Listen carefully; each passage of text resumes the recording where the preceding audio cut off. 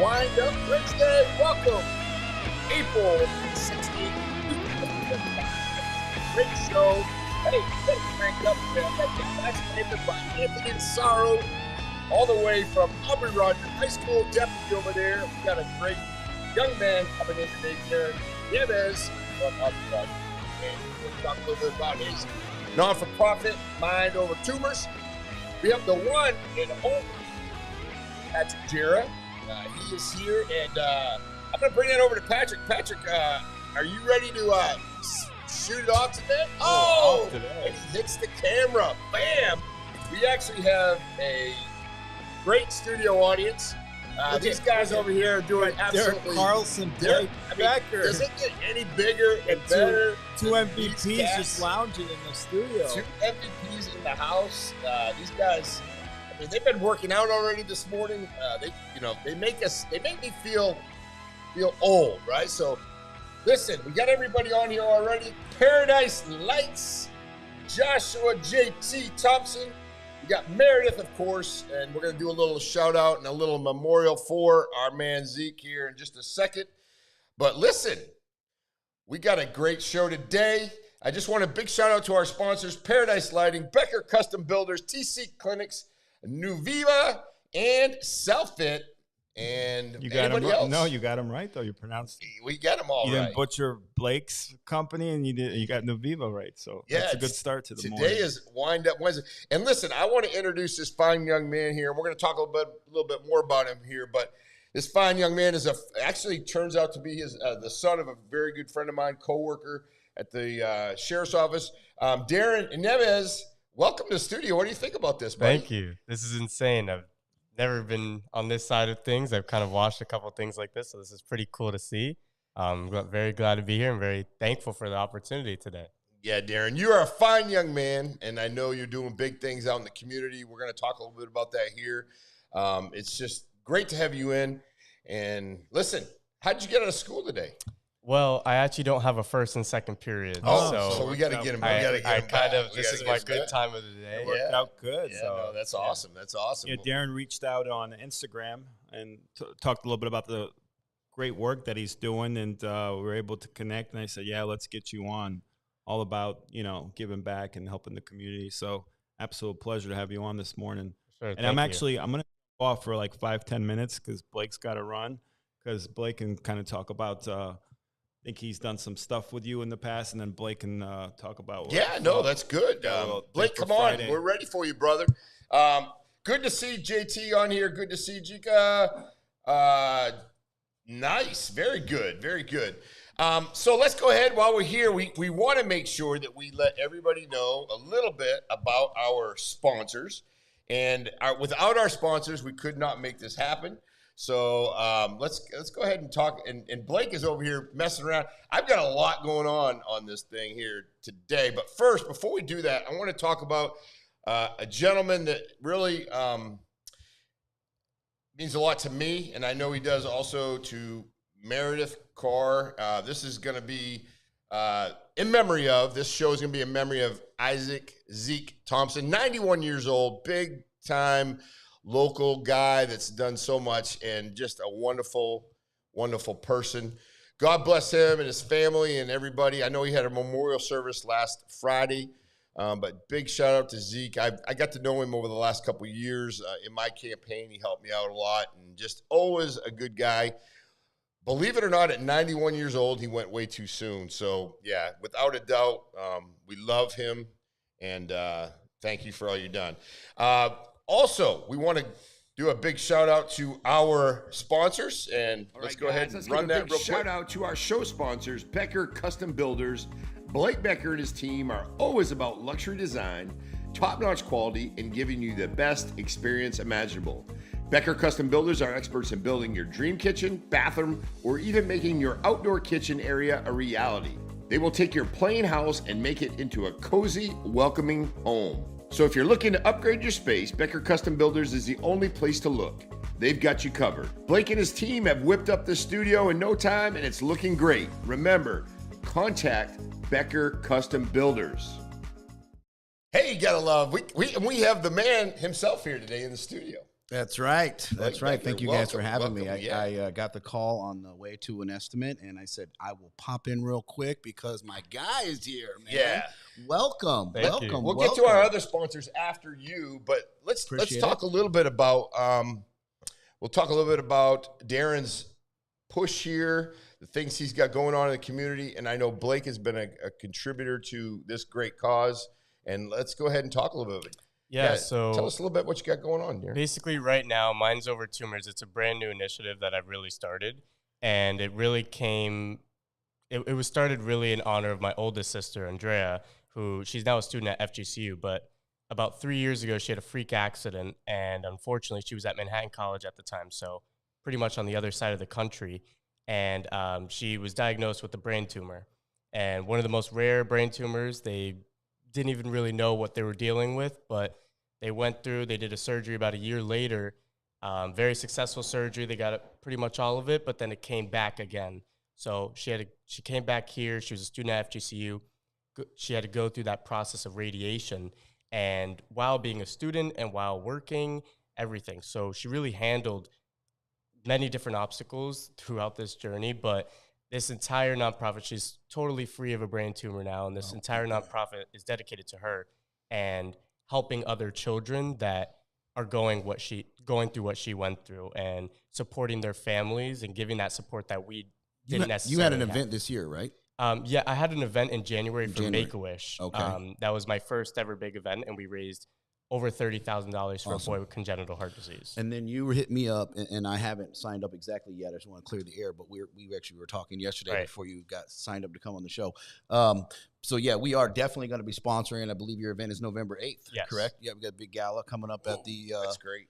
the Elite Jets yeah, hangar, Elite yes. Jets going to be awesome. So we are definitely going to be doing something. I'm not sure exactly how or what we're going to do, but I already told you I got you. And then we will be promoting you. We're promoting your event. We're going to do a bunch of stuff with you. We'll hook you up with Jira, and it's going to be good. Can you tell us any more about the event? Do you want to get some sponsors? What sponsorships do you have available? What are you looking for? Because there's some very influential and powerful people that are in our circle that could possibly help if you want to get that out on the air right now. Right. So we have a couple different sponsorship packages, but we definitely are able to accommodate to certain things. So, for example, if companies that kind of deal with catering for food, if they want to sponsor our event, we can kind of put that at a value that we already have. Most of our sponsors are money-based, but we can kind of convert that based off what they give us. So we definitely are trying to get catering, any money possible, of course, from sponsors, alcohol, things like that, decorations that they can support us with. That'd be amazing because, as you know, this Do is you our have a party planner? Because we know a party planner. We have some people in the circle. We have caterers. We have party planners. We have balloon people. We have tons of people just literally that are in this circle, that are in this studio all the time. So why don't we get together maybe sometime after the show and try to put a lot of these people in place for you? And then, of course, anybody that wants to write a check, come see my man. He's doing brain tumor. This is big deal, man. Like this is a great not-for-profit. So we want to get people who are willing to write checks as well. So we'll help you out with a lot of the behind-the-scenes stuff, and then definitely let's get some checks written. For sure.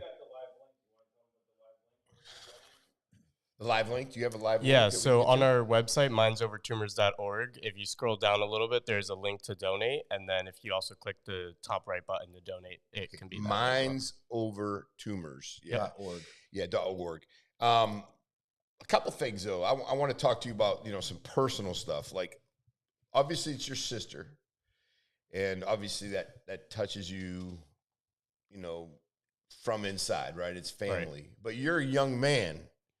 And for you to do these things and, go out, get sponsors, get a nonprofit going, tell us a little bit about that process. I mean, it's tough to do, and I know you're doing it for the right reasons, but I think you're probably even looking at the bigger picture here, right? Yeah, I'm definitely looking to scale this to something much bigger that is really like something that is my future for sure. I definitely want to study something in college that kind of relates to this. Right. But everything really started about a year ago with Meals of Hope, a meal packaging franchise. Yeah.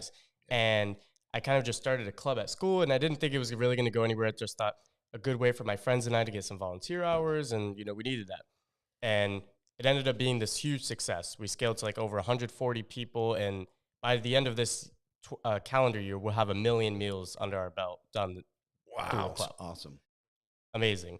But that's where it started, and then it kind of moved to Make-A-Wish, and I started contributing to them, started running events and going to meetings, and I kind of saw the huge impact that we really had as and your potential people. Because Yeah. how old are you?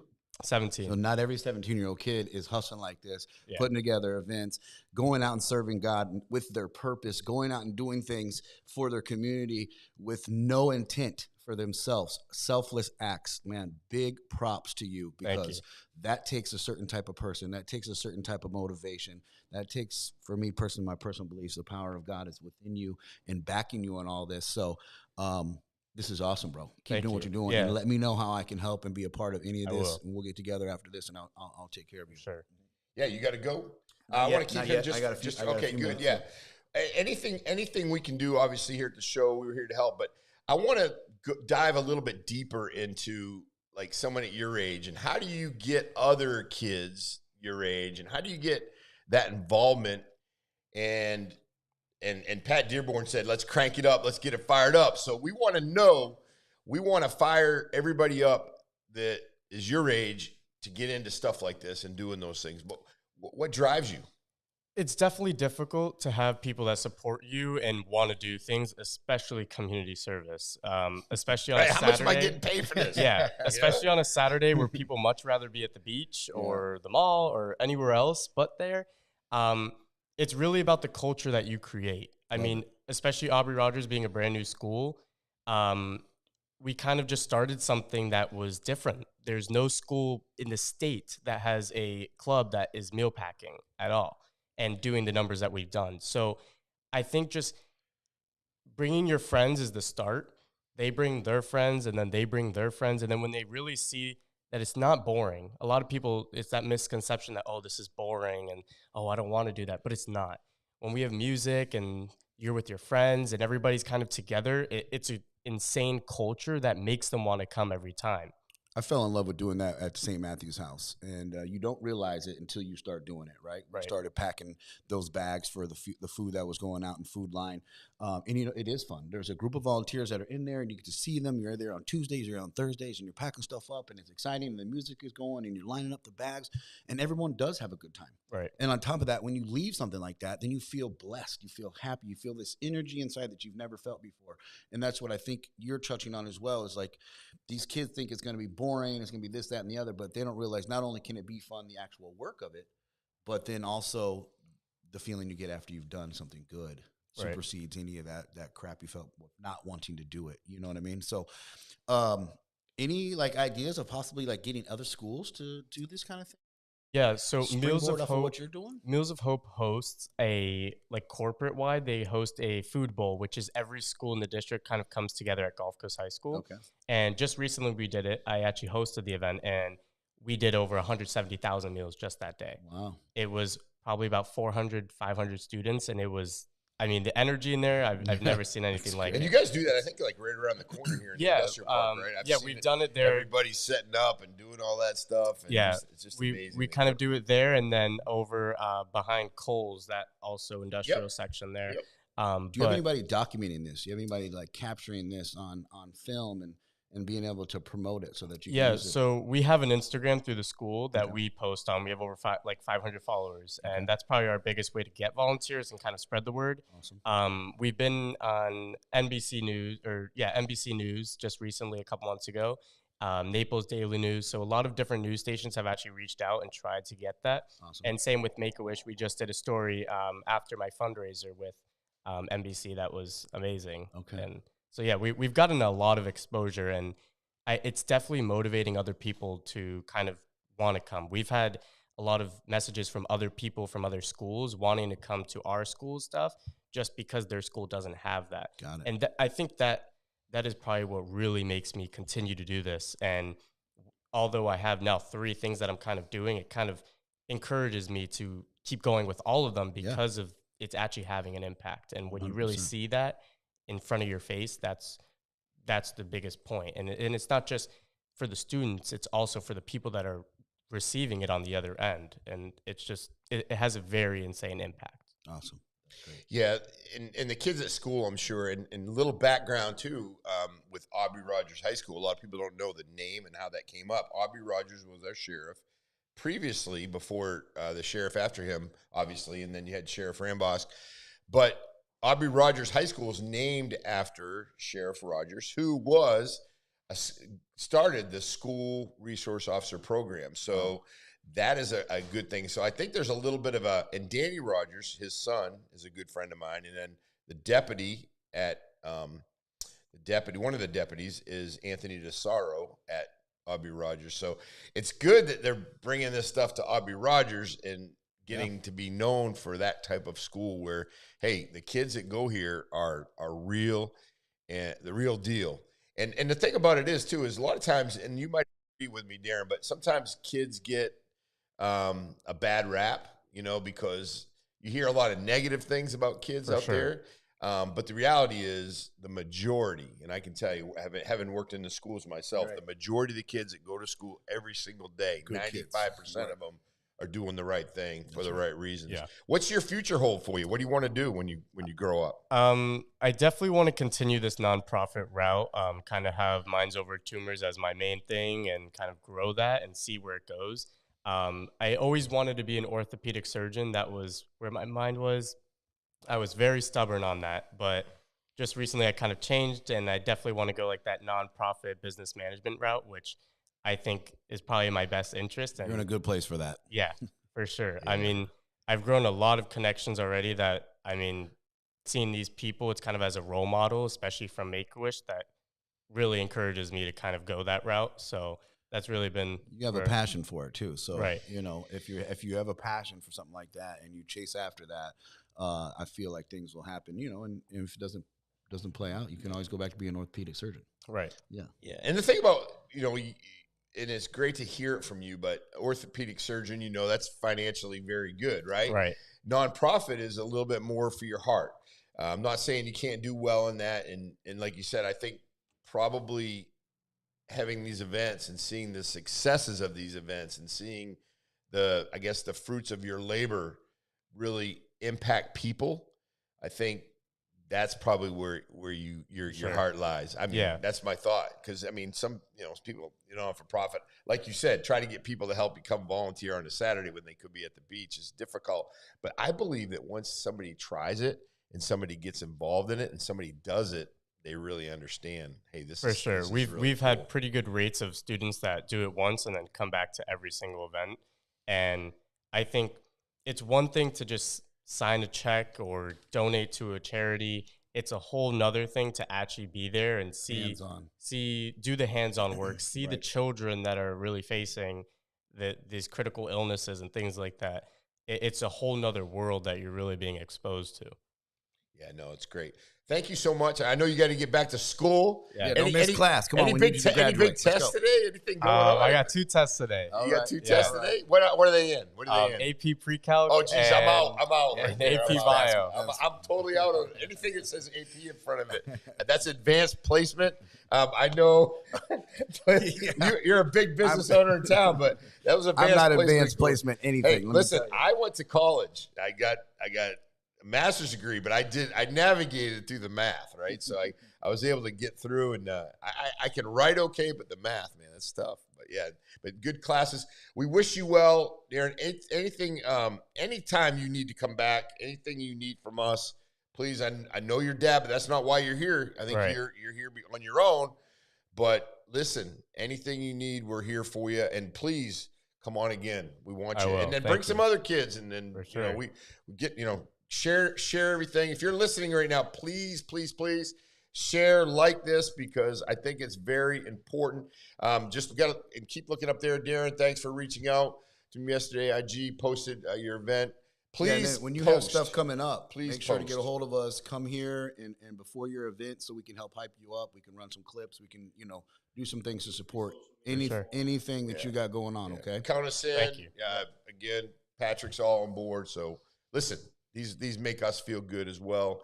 And a young man like you, We love it for our community. Thank you. Thank you so much. Thank you. Appreciate you. Appreciate you. And get a hold of me. Yes. Yeah, thanks. Thank you. So thanks for coming on. We appreciate it. Anything we can do, we're here for you.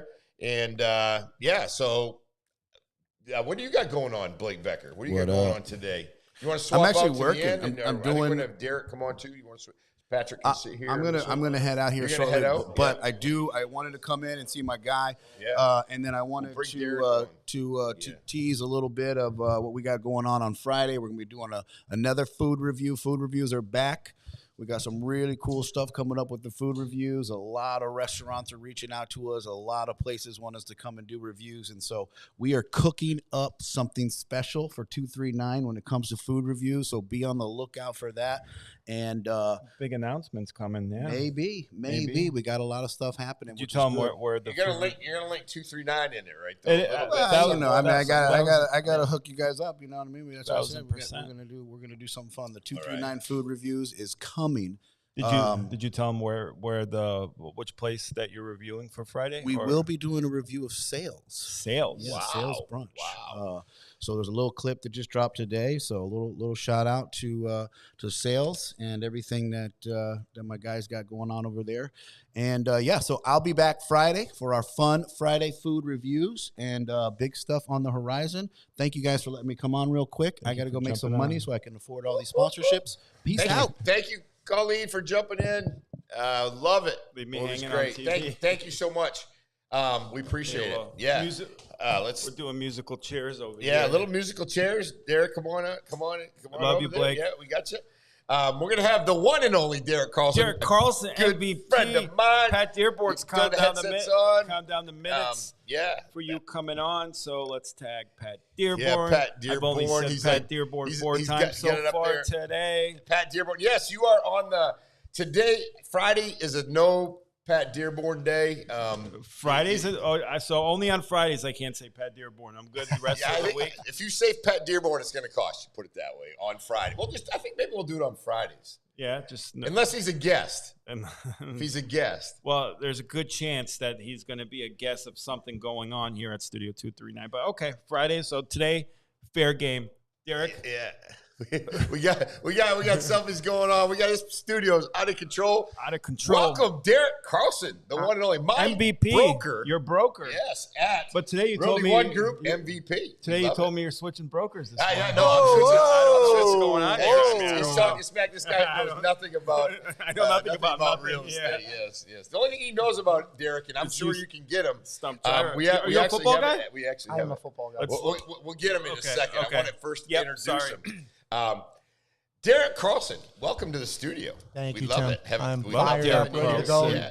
Get me out of bed early this morning, right? Come on over. Well, you're in the gym at like 4:22. I think you beat Patrick Dearborn to the gym because I see you doing videos already done, working out, sweating, Maybe- coming out of the gym, maybe we- all Hey, I fired learned up. from the best. I Maybe we learned get a from the push-up best. contest. Who Yeah. gets up earlier, Patrick Dearborn or Derek Carlson? Or who works out earlier? I think you might have Pat Dearborn beat. I really do. You know what? You got to learn from somebody, and Pat's a good friend of mine. We go back many, many years, and so it'd be an honor to be able to follow that guy every morning. Maybe a push-up contest between the Dearborn, Derek Carlson, a cold plunge, something. So we always threaten to do these contests, and So gotta that take sponsor this, I reached still out. got to take this guy. Pickleball.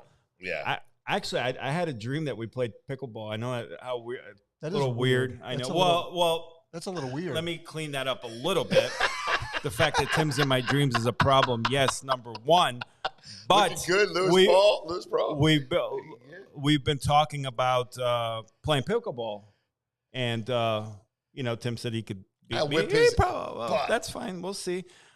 So we're trying to get it set up. So that's why. Patriots playing the So Chiefs. I was just randomly dreaming about Tim playing pickleball. There was more to that. Now, not saying that probably should be dreaming about other things, Yeah, but Pat Dearborn. Oh, we love it. We he's love so it. dreamy. So we love to have these little contests. Please comment in here if you're on. Obviously, we love having Derek on. Got a lot of Derek's people first on time in the YouTube studio. today too. Oh, a bunch of people on YouTube. Yeah. yeah, first time in the studio, guys. What What you took did so here, long? Busy You guy. got- I guess I'm a busy guy. I don't know. You but are a busy guy. I'm going to tell you right now, what you guys have done here is absolutely amazing. I love the the community aspect of it. I've been watching the show, and congratulations, guys. This is awesome. Yeah, it really is nice when you can get the word out, and then, if we can, we have Lois Bolin come in on Fridays. She kind of gives us a veteran update.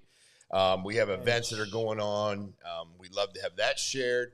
It's just really, for us, it's fun, too. We want to make it fun. We don't want to make it. What Derek just said is the key word. You make it a community, and that's what it feels like.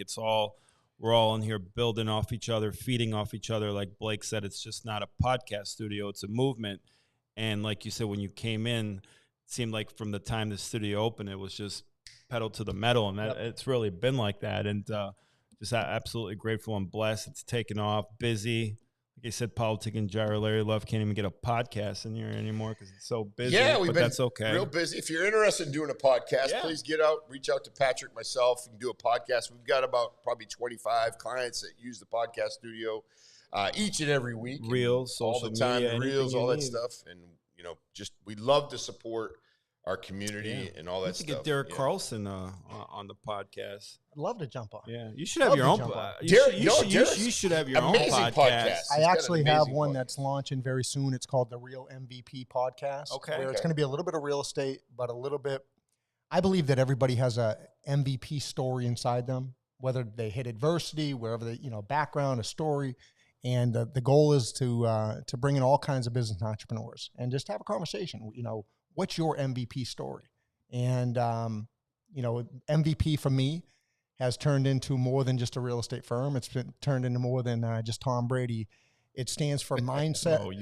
Listen, I can go all day with Tom Brady, right? Tom Brady. And by the way, Touchdown Tommy, I love you. If you're watching this episode, I love you, Touchdown Tommy. I know he is. I know he's watching right now. He's watching it right now. Without a doubt. But MVP, tag him, please. Exactly. Tag Brady right now. Get him out of bed. Let's go. But MVP stands for me. It's kind of evolved into mindset, vision, and purpose, right? So that's what the podcast is going to be about. Yeah, that's great. And you do a wonderful podcast. You did some, for basically to generate leads and lead generation podcast. Amazing. And Derek, every time you're on it, you just project and you give really good information. Yeah. So I think you've got so much that you want to contribute. And I know you're a CEO and broker. You have 1,200 agents. Just so much going on, but you always spend time to try to teach people. And it's never costed anything. You're like, hey, we want everybody in here to be successful. And I think that's a huge thing. And that's one of the reasons why I'm over there with you now. I just love it. How did you guys link up? How did he become your broker? Well, we've known each other for quite some time. Yeah. We worked together a little bit recently with some title stuff and his company. Obviously, I looked around, did my research. I've been to a few. I was my own broker for 7 years. Yeah. As you know, right now the real estate market is kind of like a little bit of a adjustment. I would say, not bad, not good, just not bad, not always bad, but some good there. But I think it's starting to balance out. So I looked around for a broker that I felt that could meet the needs, and everybody asked me, "How do you pick your broker?" Mm-hmm. And I always tell them, "Hey, listen, you need to interview your broker. You need to know about your broker." And I happen to know Derek very well, and everybody that I talk to says, "Hey, great place to work," and that's why that's where I'm at. So, let me ask you, how is the real estate market right now? Ooh, okay, because we've got some challenges that we're dealing with. And, honest answer. And right now, there's a standoff. Right, you got the sellers that still think it's 2022. Mm-hmm. Right, they think that they can. That there's a line of buyers waiting out there ready to buy their home, and then you get the buyers that are like, well, I'm not buying until the interest rates go down to 2.5% again, or 3%, right? So there's a standoff going on right now, and I think that it's about to explode. I think if we can get these interest rates down, it's going to get those sellers off the fence that want to sell their home. But think about it: why would you sell your home if you have a 3.25% interest rate to go get one that's 6.5%? Yeah. If we can get that interest rate down to 5.25%, 5.5%, all of a sudden, I think you're going to see a lot more inventory go on the market. You're going to see a lot of movement in the market and so forth. There's a lot of inventory on the market, though, isn't there? Compared to what? Compared to a couple of years ago. Yeah, compared to a couple of years ago. And that's what, right now, we're thinking about, 2022, where the inventory was extremely low. Under 1,000 homes in Collier County on the MLS. Yep. Yeah. So obviously, in compared to a couple of years ago, there is a ton of inventory. Right. But here's the thing: overall, in this country, we still have a massive lack of inventory. There's just there's more buyers than there are sellers overall in this country. Okay. And but it feels like there's a lot, right? But here's the other thing: if I could literally take, let's call it a magic pen, and go into the MLS right now. How many of those homes that are on the market that we see the inventory are overpriced? So is that really inventory? Yeah, that's true. Seriously, that's is it really inventory? Yeah, right. Yeah. So if we start taking that into consideration, what would Patrick write? Patrick wrote, Lauren Maxwell gets rates down. Next question. Well, and I think right now we're like in kind of a flux, I think, with obviously the change in administration. So people are kind of, and then what happens is, so we've got this adjustment in the market. So I think around the first of the year, everybody thought they were rich. Now everybody's thinking, well, maybe not so much. And then, so I think there's a little bit of that vacillating on. But the great thing about it is we live in Naples, Florida. Yeah. Every day, and I don't know if the last 3 weeks in Naples, the weather's been amazing. It's always like that during the season, but this year seems really good. People are going to come here, so we're 100%. In the best place. Yeah. People ask me all the time, why should I become, we've got so many real estate professionals in the state of Florida, why should I become a real estate professional? I said, if you do not become licensed in the state of Florida, you are missing the boat. Not that you're always, or all of us are going to get rich, but get it for your own purposes, right? Sell your own properties, do your own things. For less than $1,000, you can get your real estate license. You can hang it up for what your HBO costs for the month. And you can definitely do it. What's this? Pat's just going nuts in the comments. He's tagging Pat's out of control right now. Tagging everyone and their mom, which I love you for. Thank you. Thanks, Pat. Pat also said, Tim Guerrette, take notes. Step your realtor game up. Next question. Pat can move the line in Vegas. Pat can move the viewership here. Just a couple texts from that guy. Let me tell you something. Pat moves the needle. He moves it all the time. But anything he touches. Real quick, we'll come right back to Patrick Dearborn. Let's go into something kind of fun. And Derek, I don't know if you've ever played this game. Oh, let's go. This game is kind of fun. So what we do is we have a game called Stump Pat Jira. Yep. Okay. And I know you're going to be good at it because what you need to do is name a player that's played since 1995 and up. Somewhat played first, second string. If you give the name and you provide the name, and please, for viewers, make sure to do it as well. Give the name, and then Pat will go ahead. Useless information, we understand this, but Pat will go ahead and tell you what college that person played for. Obviously, he knows the norms, right? The Bradys, the Dan Marinos. So you got to kind of throw in with one that it kind of could be, a little bit difficult. And if you stump me, you either get a free shooting session at the Alamo or a free shirt, any shirt in their gift shop, and they got some nice shirts and free ice cream at World Scoop Ice Cream. So shout out to Matt Moen and Matt Moen over there. Yep. Okay, so let's go. All right. So I got one in the back of my head right now. Let's go with Teddy Bruschi. Teddy Bruschi. So Teddy Bruschi went to the University of Arizona. He was part of the Desert Swarm defense, drafted by the New England Patriots. Wow. In the Parcells era, actually. I would tell you, I think it was like 94, 95. If Sab's listening, he can correct me. But I think Teddy Bruschi was like 94, 95. Late round pick. And, he was part of the Desert Swarm defense. So, well, I've got something. Next question. I've got something for you, though. Little fun fact. Shoot. Teddy Bruschi and I were born on the same exact day. Okay. June 9th, 1973. Same exact day. Same exact day. So now when anybody ever asks you about Teddy Bruschi, you want to throw that in. I'm going to think. Born on the same day. I'm going to think Derek Carlson. Of Derek Carlson. Exactly. And at the rate you're going, it might be a bigger deal that it's Derek Carlson's birthday, not Teddy Bruschi. Next question. Pat said he stumped you. I'm not really sure.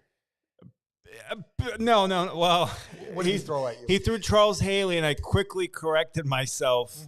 So I remember Charles Haley. And I quickly corrected myself. Where's James Madison? Pat, I'll give you James Madison. That's a college. James Madison. Yeah, James Addiction. Pat, you can have a free shooting session at the Alamo, but you got a freaking lifetime member. You got a locker there, so I don't know. Buy you a wellness shot at See the Table next time. What college did Patrick Dearborn go to? He went to the School of Hard Knocks. Great answer. Wow. Street U. He was the president. Street U. Yeah. President of Street U. Yeah, absolutely. Hustle University. Right? Yeah. Sab is on. What? He's starting his own Patrick Dearborn Team University. Easy one. David Boston. That's a layup. Ohio State. Oh, do we get like a little DJ air horn for that one? As he went to Florida State. I don't think you went to Florida State, did you, Pat? I know your kid did. Probably the third or fourth best school in Florida, probably FSU. Drew, Morning, Drew. Drew says, what are the parameters? Basically, Drew, is Patrick can name a NFL football player that's played like since 1995 and up, first, second stringer, in and out of the game. Not the punter from, third string punter. If he's a punter, then I could probably name him. But well, let's see. Can you? Yeah, absolutely. Chime in. Yeah, whatever you got, Drew. Good morning, by the way. Bring it up. Pat said he went to something called Frostburg State University. I don't even know what that is, where that is, but okay. All right, FSU. It's FSU. Yeah. FSU. I guess he's FSU's Free Shoe University. There you go. Let's see. Let's go Bobcats. I gotta Google that one. I don't know if that's real or not. I mean, it's starting, ladies and gentlemen, starting tackle. Is that from Frostburg State University? Patrick Sab, is that a real school? Frostburg State University. Someone do a little research for us. I mean, someone do a little research for us. A little frosty at Frostburg, huh? Free Shoes University. Yeah, that's Florida State. Oh God. Yeah, you guys. Yeah, so if you can stump them, I like this gift, right? This gift is crazy. Drew, I think Drew's got me actually. Drew just threw one out. Let's see, and Drew. What do you got? Oh, here we go. Drew, can you what position? Because I'm drawing a blank on even who that is. Tell me a position or a team he played. But I think you got me. Oh, wait, that's a good one. James Anderson. James Anderson. Oh, I'm not familiar. Our goal is to stump him. So let's see if we can pull it off. I don't know that one. Yeah, unless you want to give me a hint, a team or position. James Anderson doesn't. Pat's just going absolutely nuts in the comments. I can't even. He played rugby and basketball. Nice athlete. You're an athlete at Frostburg State. Yep. Frostburg State. Yeah. So let's see, Drew. What else we got? We get throwback jerseys for Frostburg. Though, right? Frostburg linebacker. Yeah. Linebacker. I'm drawing a blank, Drew. That's a good one. You got me. You might have got him, Drew. He got me. That's good.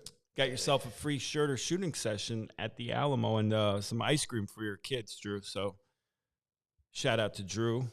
We just got to get those. We got to get those. Or soon to be next state rep. Yeah, Drew's running for state rep. Or at least I support Drew. Yeah, there you go. Nice. There you go. Real quick, get back to Derek stuff. Sorry, show's good. You know what I love about Derek though? We're getting out of control. Stuff they got toys over here. Right? It's chaos in here. It's chaos. Drew, I'm sorry, Derek. Wake up. I know. Derek is pretty much the only guy. There's maybe one other realtor, but because I have so many realtors that hit me up that want to come on, especially the podcast, and we've had so many on. I kind of go through the process, and shout out to Alexander Duran. I wasn't really even going to have any more realtors on because we've had so many, but I met with him for an hour. We clicked. I said, yeah, I definitely want to get you on the podcast. But the reason why I say that, I get so many that contact me, and they throw out these numbers that they do, and I don't really even necessarily care how much they're selling. I'm more interested about the person, their story. But I get these guys that throw out, I did 30 million, I did 4, whatever. Derek and another gentleman, I'll go to them and say, what's the numbers? How much did these guys do? And Derek will be like, here it is. Here is because guys are telling you. I study our competition. I study the industry He'll give it to me, because guys, tell you they're doing 20 minutes. Turns out they sold one house in 12 months. So.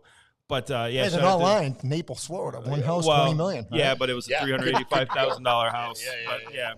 Well, and that's the thing too, because we are truly in an area we do have a lot of competition, a lot of realtors. But I will tell you that about 7-8% of all members of the Naples Area Board of Realtors sell 1 or 2 houses a year, and then the rest, and it's the same people every time. When you go show houses, it's the same people that are listing, same people. Yeah. So I'm not saying that there's not the opportunity there, but the reality is anybody who's not jumping in to being a licensed real estate professional is kind of missing the boat, because they, if you're not doing it because you think there's too many, don't have that attitude. Think that you're going to go in and jump in.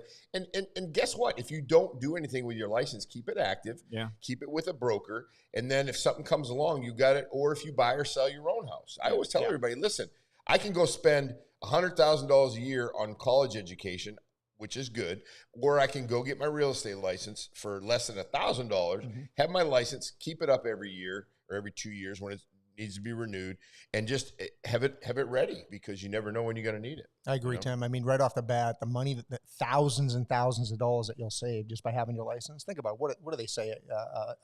A homeowner owns their home, every 7 years they sell it? They sell it, yeah. Do that 3 times. Yeah. Thousands and thousands of dollars of commission that goes into your pocket. Yeah. So I encourage you, get your license. Yeah, and I got a good friend that's probably in his own referrals from just stuff that he's bought, and just probably, I would say close to probably $200,000 or $300,000 that he's given me commissions, referrals, and things like that. And I always taking money out of your pocket. Yeah, I know, right? I said, go get your license, Rich. I said, get your license. You're good to go. But yeah, you know what I mean. But we're not like that. Try to get people to jump on, and hey, listen. Plus, there's tax advantages. Yeah, huge. Huge tax advantages by having, I guess you would call a home-based business or whatnot, right? Yeah, in real estate, great. What are some of your favorite areas that you cover as far as community goes? I love, we have 10 branch offices at Realty One Group, MVP throughout the state. Okay. I love Naples. There's something special about this community.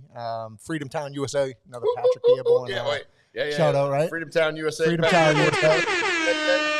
Yeah, Pat's watching. No, but I'll tell you what, there's something special about Naples. And but I will tell you, my favorite city, fun city, I would say it's my top city that I love going to is Tampa. Really? Tampa is, I got to tell you, from the sporting events, the concerts, and so forth, it's one of my favorites. Especially in the last about 10, 12 years, it's really come alive. If you go downtown, that whole Tampa bowling alley out there, they got so much going on. Yeah, Tampa's cool. I was there this weekend, and like you said, downtown by the arena, totally different. It's just it's a whole grown up, and it's just a different. Like the last 5-6 years, I think down by the water, it's just amazing. Yeah, it was rough at one time. It was definitely rough at one time. They've done some amazing things over the last 10, 15 years. Even Ybor City, I think they've kind of cleaned up and kind of got a cool vibe to it. No, in terms of Naples, though, some of the communities that kind of stick out to you that you whether enjoy selling in or just good deals going on, because I always hear think Talus Park and I think the North Naples corridor, Immokalee Road, that whole beltway right there, I still think it's the best buy for the money. I think you can get a lot of house for the money up in that particular area, and East Naples has really been booming too the last 4 or 5 years, I would say. Okay, so I got why is it so big? Well, I had to make it. He extended it down. So we got a question here. We got a question here. Go ahead. And again, from a longtime listener, who is your favorite realtor to ever work with, maybe even partner with? And I got to tell you, we've been talking about this guy for a lot, but it's got to be Patrick Dearborn, right? Right? It's got to be Patrick Dearborn. Oh, that's great. Next question. Next question. That's right. Patrick always Patrick's does that. hijacking it. We love it. We love it, question. Patrick. Keep bringing them, man. We love the you. GOAT. Yeah, that's great. That's great. But tell us a funny Patrick Dearborn story real quick. Oh, go ahead. Good. I cannot tell you a funny. Enough. Yeah, just story that sticks out to you. There's too many. I mean, to go back 20 years from the guy, just one day blends into another. Was he always this? Yes. The answer is yes. He's always Pat is the same. Pat, I will tell you this: Pat is the same guy. Like, listen, we've all evolved and so forth, and we're always evolving, and he gives back to the community. But I will tell you, from a personality standpoint of giving back, caring, always coming in with a smile, always motivated. He is literally the same guy I met 20 years ago. Really? And Same energy? Same energy. Attitude? A connector, yeah. right? And listen, we're all friends with him, right? Yeah. And he has not changed in that aspect. Obviously, we've evolved in other aspects, but in that aspect, same guy. I love this. This whole Patrick Dearborn segment. I'm on cloud 9, Tim. This is great. No, you got to get it out of you now because Friday, you say that word, you owe me $50. Yeah. But no, so as far as communities in Naples, like we talked about the Immokalee Road corridor, Collier County, the growth going east. I've been talking to some of the people that are going out there. I mean, Ave Maria now, that whole stretch between Immokalee and Collier out to Ave is just, that's where it's going. Yeah, I mean, how many times are you going to widen Immokalee Road? Yeah, right. Started out with 2 lanes. Oh, let's go rip it up. 3 lanes, 4 lanes. Pretty soon it's going to be 8 lanes wide, right? But the growth is going out there. And what they've done is they've really put the amenities that people are looking for. I mean, Publix is being built out there now. They've got all the restaurants out there now. Literally, if you didn't want to pass over 951, right, Collier Boulevard, you don't have to. No, I lived out, my first home was out in Laurel Lakes, and I felt like that was, 100 miles away from the beach and any kind of life 20 years ago. But now, I mean, everything's out there. Everything you want's right in your own backyard. So it's completely changed the face of that whole area. What's some of your favorite restaurants in Naples? I love Fleming's. That's one of my top spots. Great, I love Capitol Grill. As far as taco steak. I know. I love my steak guy, right? Yeah. Taco and tequila is awesome, right? Yeah. There's so many restaurants here in Naples. It's part of that lifestyle that everybody dreams about from up north, right? Come on down and hit the beach, hit a restaurant. Yeah. Goes hand in hand. Definitely plenty of them to go around. New ones opening up every day, it seems like. And the chefs we have here, I mean, they take a lot of pride in what they do. Yep. And like I tell everybody, I said, listen, honestly, you could go to and you get kind of stuck in the ones you really like, but you could honestly, in Naples, what's great about it is you can go to a different place every day, and by the time you circle back, there's going to be something else there. 100%. Yeah. I don't even know why they install kitchens in these houses anymore. Nobody eats at home anymore. I know. Nobody eats at home. That's right? true. Yeah. And you want to save some space, cut the kitchen out, and there you go. You'll save what? A couple hundred square feet, right? And then big shout out to Brittany, because I know you guys go out. You guys are super supportive of everything I've done. And take her out to dinner, right? That's what I do with Alex. I said, we're going out to dinner. We're going out to dinner. You don't have to cook tonight. But you're right. Nobody really cooks at home like that. You go to any restaurant, especially in season, there'd be an hour and a half, 90 minute, literally a 90-minute wait to get into the Outback or Carrabba's or any of them, right? Anywhere. And if there isn't a wait in season to a restaurant, then you're in big trouble because it's not happening. True. Yeah, 4.5 hour wait at Sugar Shack a couple weeks ago when we went. Yeah. Speaking of Sugar Shack, I actually have tonight is my awards party. I'm calling it the after party at Sugar Shack. Oh, okay. So shout out to Gary. Yeah. Yeah, we're looking forward to that. 6 to 9 o'clock. Is that for us? Yeah, you didn't. Check your emails every now and then. I know. Tim. Come on. Let me tell you something about Tim. Tim doesn't even go pick up his own award. Poor guy had this plan for weeks and weeks. Had to move stuff around because he had to go pick up award at Neighbor. Well, I didn't. I was nominated. Nominated. Yeah. So, which was a big deal. I had his whole week planned around it, and then we got so much was going on.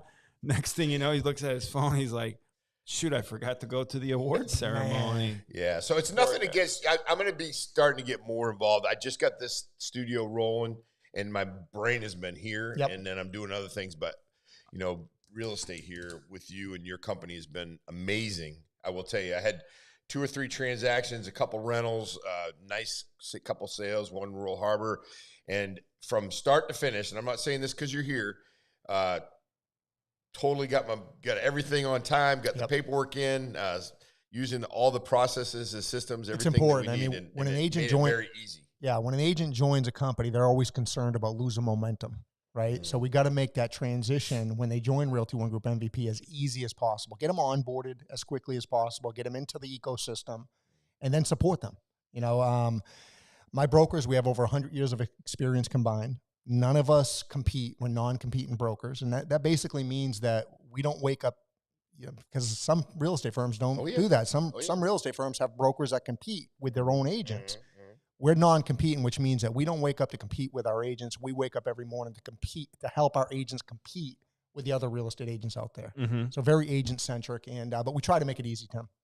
Yeah, and you do, and those processes and systems and things that agents look for, because what happens is I deal with a lot of newer agents, and they're just basically in a freeze mode because they don't know what to do next. And to have some of those mentors and some of those people, I mean, I kind of went into it, having a broker and with some experience, so I kind of knew. But no matter where you go, there's systems. But every single time I called and asked a question, I got response really quick. So it was great. Yeah. Big shout out to Ben Vita. Good morning, Ben. What's up, boys? Ben. Thanks for killing it. Ben's been cutting some reels for me that are unbelievable. Yeah, he's the man. Great job, Ben. He does a great job. Speaking of which, says if you want to pull up the event that Mr. Huffman's got going on. Yeah, absolutely. To the mental health event? Health, I went last year, and I'm going to tell you right now, guys, and women out there, listen, you don't have to go at it alone. I went to this event last year, the mental health event at Destiny Church. Yep. It was unbelievable. And to have it right in our own backyard, and again, John Huffman's a very close friend of mine. Pastor Greg's my pastor, Will. Steve Perret. I mean, it's just a heck of a lineup here. And I encourage anybody, please check that out and know that you're not alone, and I think what happens is everybody, says, you got to go to the gym, you got to work out, you got to get your health in order, get your health in order. And the next thing you know, from the neck up, you're not doing okay. Right. You got to work on that as well. Yeah. And that's going to be May 24th. Yeah, May 24th, and then anything that John does is always first class. He does a good job. I know he's brought you in the fold as well.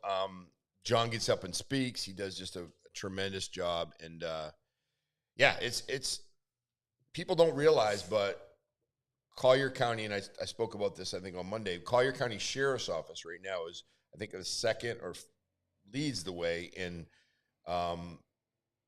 the largest mental health facility in Collier County, which is kind of scary, right? It is. So that's at the jail. Yeah, that's at the jail. So, I mean, anything we can do to, keep our minds solid, I think is just a huge deal. Yeah. And then really cool story too, Derek, the open house event that you did on Sunday, awesome. Which I was honored to be a part of. If you want to talk about that, giving back to the kids in Haiti. Yeah, we had a broker open house networking event.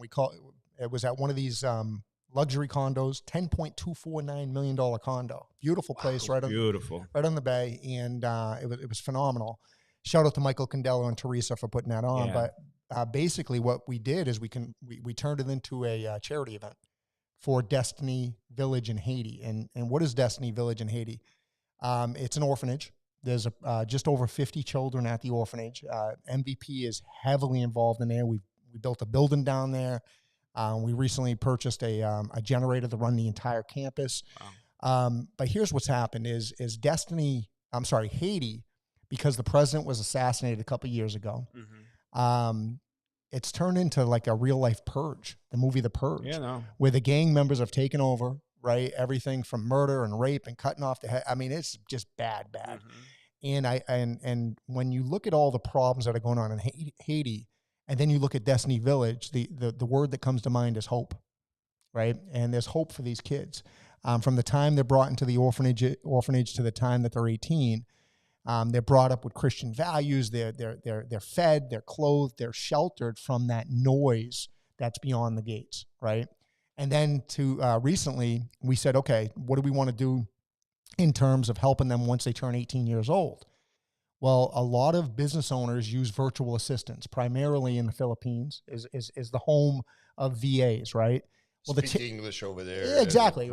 And so what happens is we came to the realization that we don't want to turn these kids onto the streets that failed them in Haiti in the first place. Sure. So when they turn 18, prior to that, start around age 15, we start teaching them VA skills. So they go to class. Each one of these kids, from the time they're 16, 17, 18, type over 100 words a minute. Wow. Perfect English. Okay. So with the mindset that once they turn 18, We're now going to transition them to a program called Destiny Enterprises. Now, here's the key. Haiti, these VAs in Haiti through Destiny Enterprises, they're on the East Coast. You don't have to wait that 12, 13-hour lag time like you do in the Philippines. Mm-hmm. So, and that's critical for a business owner, because there's many times that I've used VAs in the Philippines, virtual assistants, where I'd send them a message at 8 a.m., well, they're going to bed. Mm-hmm. Right. And then I wouldn't get my reply until I'm going to bed. And if I missed it, I'd have to wait a whole 24, 48-hour cycle to be able to respond to them. Not with this situation. So again, I'm very proud of that community that has been built down there. If I could adopt every one of those kids and bring them over to the States, I would. Unfortunately, the government doesn't allow it. Mm-hmm. So the best thing we can do is just keep supporting them. And how can we support that cause? Go to destinyvillage.org. Destinyvillage.org. And what I like about this is that you can go through there and literally sponsor a child. Okay. It gives you a bio on them. And again, these kids, my wife's been over there multiple times, and unfortunately we can't get there right now because it's just not safe. Yeah. Spirit Air, if you Google this, you can see that some of the gang members were shooting at the planes as they were landing. Yeah. So Spirit pulled out of there, JetBlue pulled out of there. So it's very difficult to get there. We have people on the ground, so all the monetary support that comes in, we can then transfer that money to them, and then they can go get the groceries and the needs of what the village requires. Amazing. That's really amazing work. And that's a good thing. And the great thing about helping Haiti too is, you have a lot of strong Haitian community here, Low Paul, and so that connection and knowing that, hey, listen, we're here to help you, whatever we can. And again, the security and safety of that country makes it difficult, but that shouldn't stop us. Yeah, and what the frustrating thing is it's right in our backyard. And I don't know what it's going to take to get our government to get in there. And again, I'm not all about going in and getting involved with other countries. We got our own problems. But here's a particular case that I really think that give me 10 Navy SEALs, and they'll go in there and wipe out 5,000 of people, the gang members that are killing these people and doing some of these just horrific things. It's not going to take a lot. It's just going to take somebody to say enough's enough, right? And to get that country stable again. Yeah, when you got a guy named Barbecue that's running the freaking, he is a nightmare. And again, his nickname is Barbecue. Literally, Barbecue. Yeah, yep. Yeah. So it's not for his ability not for ability. Yeah, barbecue exactly. on the grill. Yeah. Exactly. Yeah. So, but yeah, no, they I know there's a lot of kids, and I've been involved in the Haitian community for quite some time. As far as when I was at the sheriff's office, we were talking, gangs, and I would always go out and talk to the parents about, how to best discipline the kids, because they have a little bit of a different idea of how they can do it because of the culture. So I would talk to them, and I would just explain to them, like, we do things a little bit different here in the United States. You got to make sure you reel it in, but also don't think that you can't be a parent, because that's always a fine line with those kids, because if they feel that they can separate themselves from their parents and do their own thing, they go off. So the kids need that guidance and need that structure. But if the things that you're doing over there is amazing. Now, have you had the opportunity to work with some of these kids as VAs? I have. MVP has hired many of them, and I got to tell you again, I've hired in the Philippines. I've hired these kids in Haiti. A++ work, and again, just like any staff member that you would hire, you'd want to train them, but they can do some of the outgoing calls. So, for example, a lot of realtors out there want to call expired listings, but they don't want to put in the time themselves. Why not hire a VA, give them a script that says something to the effect of ring, ring, ring. Hi, is John there? Hi, this is John. Hey, John, this is Sally. I'm calling on behalf of Darren Carlson with Realty One Group MVP, and the reason for my call is that we noticed that your property just expired. Would it be okay to set up an appointment for Derek to come by at 4 p.m. today? You make those phone calls 100 times a day, 200 times a day, you're going to get more listings. Sure. So why not use virtual assistants to be able to do that at $4 an hour, $5 an hour? And in Haiti, that's a lot of money, right? Yeah. So, and you're getting a task done that you just won't do. So, there's opportunities for you to be able to grow your business through that. Yeah, it's not like and some people look at it as like, well, you're paying that kind of money, but for them, that's that is a good opportunity. Yeah. So, it's not like you're taking advantage of any situation. It's just, the VAs, virtual assistants are a very good way to help you expand. The average Haitian makes less than $7 per day. Wow. So when you're talking about $5, $6 an hour, it is a game changer for them and their family, their community, and so forth. So that's great. You want to go through some of the? You have time to? You want to do some slides with Darren? Yeah, we always like to do slides to see what we got coming up. I always like to put out the disclaimer. We always like to run the disclaimer and just let everybody know that, hey, listen, everybody in our slides is innocent until proven guilty, and these are alleged situations. But Allegedly. we don't always have criminals or anything like that. But we like to just kind of talk about some things and have a few stories. So, but I'm going to go ahead and just throw that up real quick, just as a coverall. But yeah, just our disclaimer here at the studio, and always good to get it out there just to make sure that don't always reflect the sentiments of Studio 239. But yeah, let's go. Hey, let's talk about this. Did you guys see this? That this group, they're called the Cutthroat Cowboys. See this? Are allegedly have what do they call that? Saddled up. That's called Florida Man right there. Wow. They saddled up, and they thought it was okay to take a little tour. Take a little tour through the Walmart. I got a little video of this. Check this out. I'm gonna go ahead and play this. This is kind of funny, but they ended up getting arrested for it. But yeah, you think? So, yeah, they're like running through. They're running through. Wow. They're running through the Walmart. Would you be surprised if this happened at your local Walmart here in Naples? Absolutely No, not. That'd be pretty normal. Actually, I would not surprise That's me. a Tuesday night, right? I'd be like, of course there's horses running through Walmart. Why wouldn't there be? Yeah. You think they use self-checkout? I think they did. I mean, I can only see what they're going to do next. Are we going in there with an elephant next time? A giraffe? What are we doing? Talk about horsing around at Walmart, huh? Horsing around at Walmart. What's some of the funny things that you have ever seen at Walmart? At Walmart? What's the craziest Walmart in Collier County? Please give us on the comments.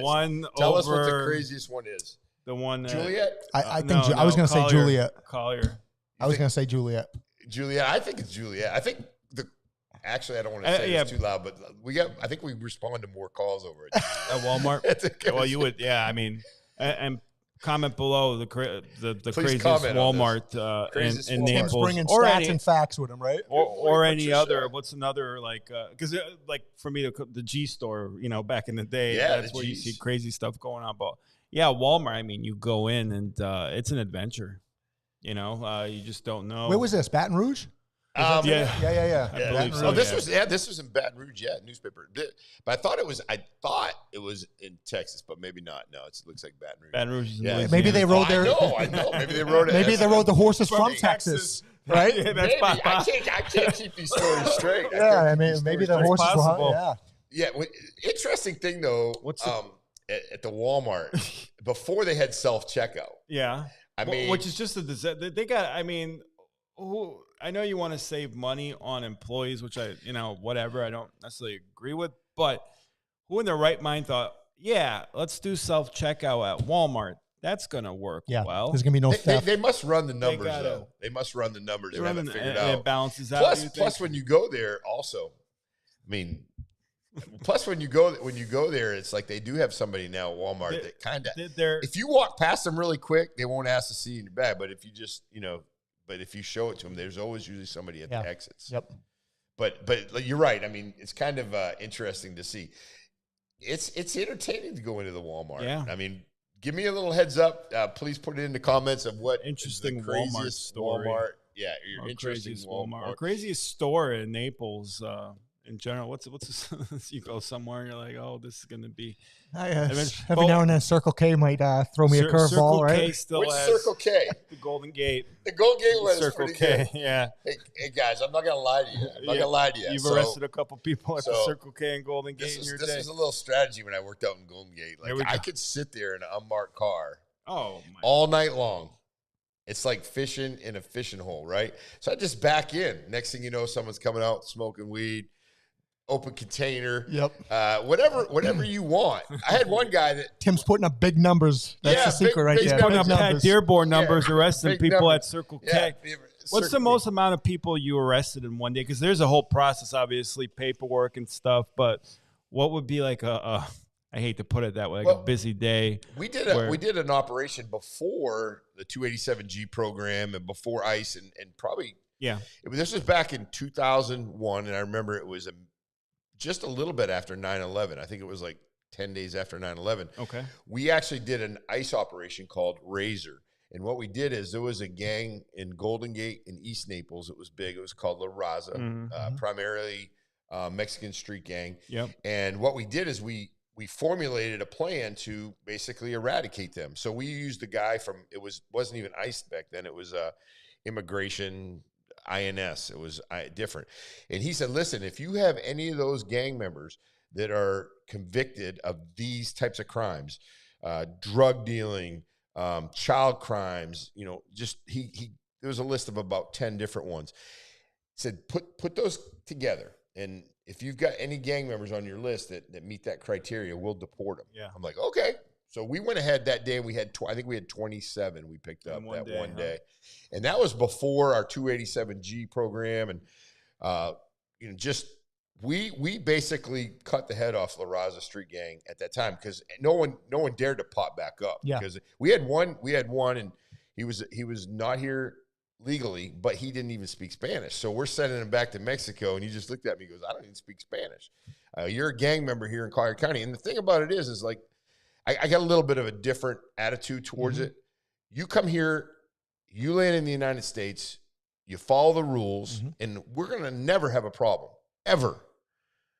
You come here, shoot guns, sell drugs, treat people with disrespect, rob people at the Winn-Dixie, do that. I got no use for you. Go back and learn how to speak Spanish in your own country. Don't do it here. Yep. Because I can tell you for a fact that if I went to some other country, if I go to Colombia, I'm walking around down there like, whatever you need me to do, sir. I'm not causing anybody any problems. So, I know right now there's a, political volleyball going on, but the bottom line is, listen, when you come to our country, you are a guest in our country. You go by our rules. If you don't like our rules and you don't want to go by them, we'll send you back.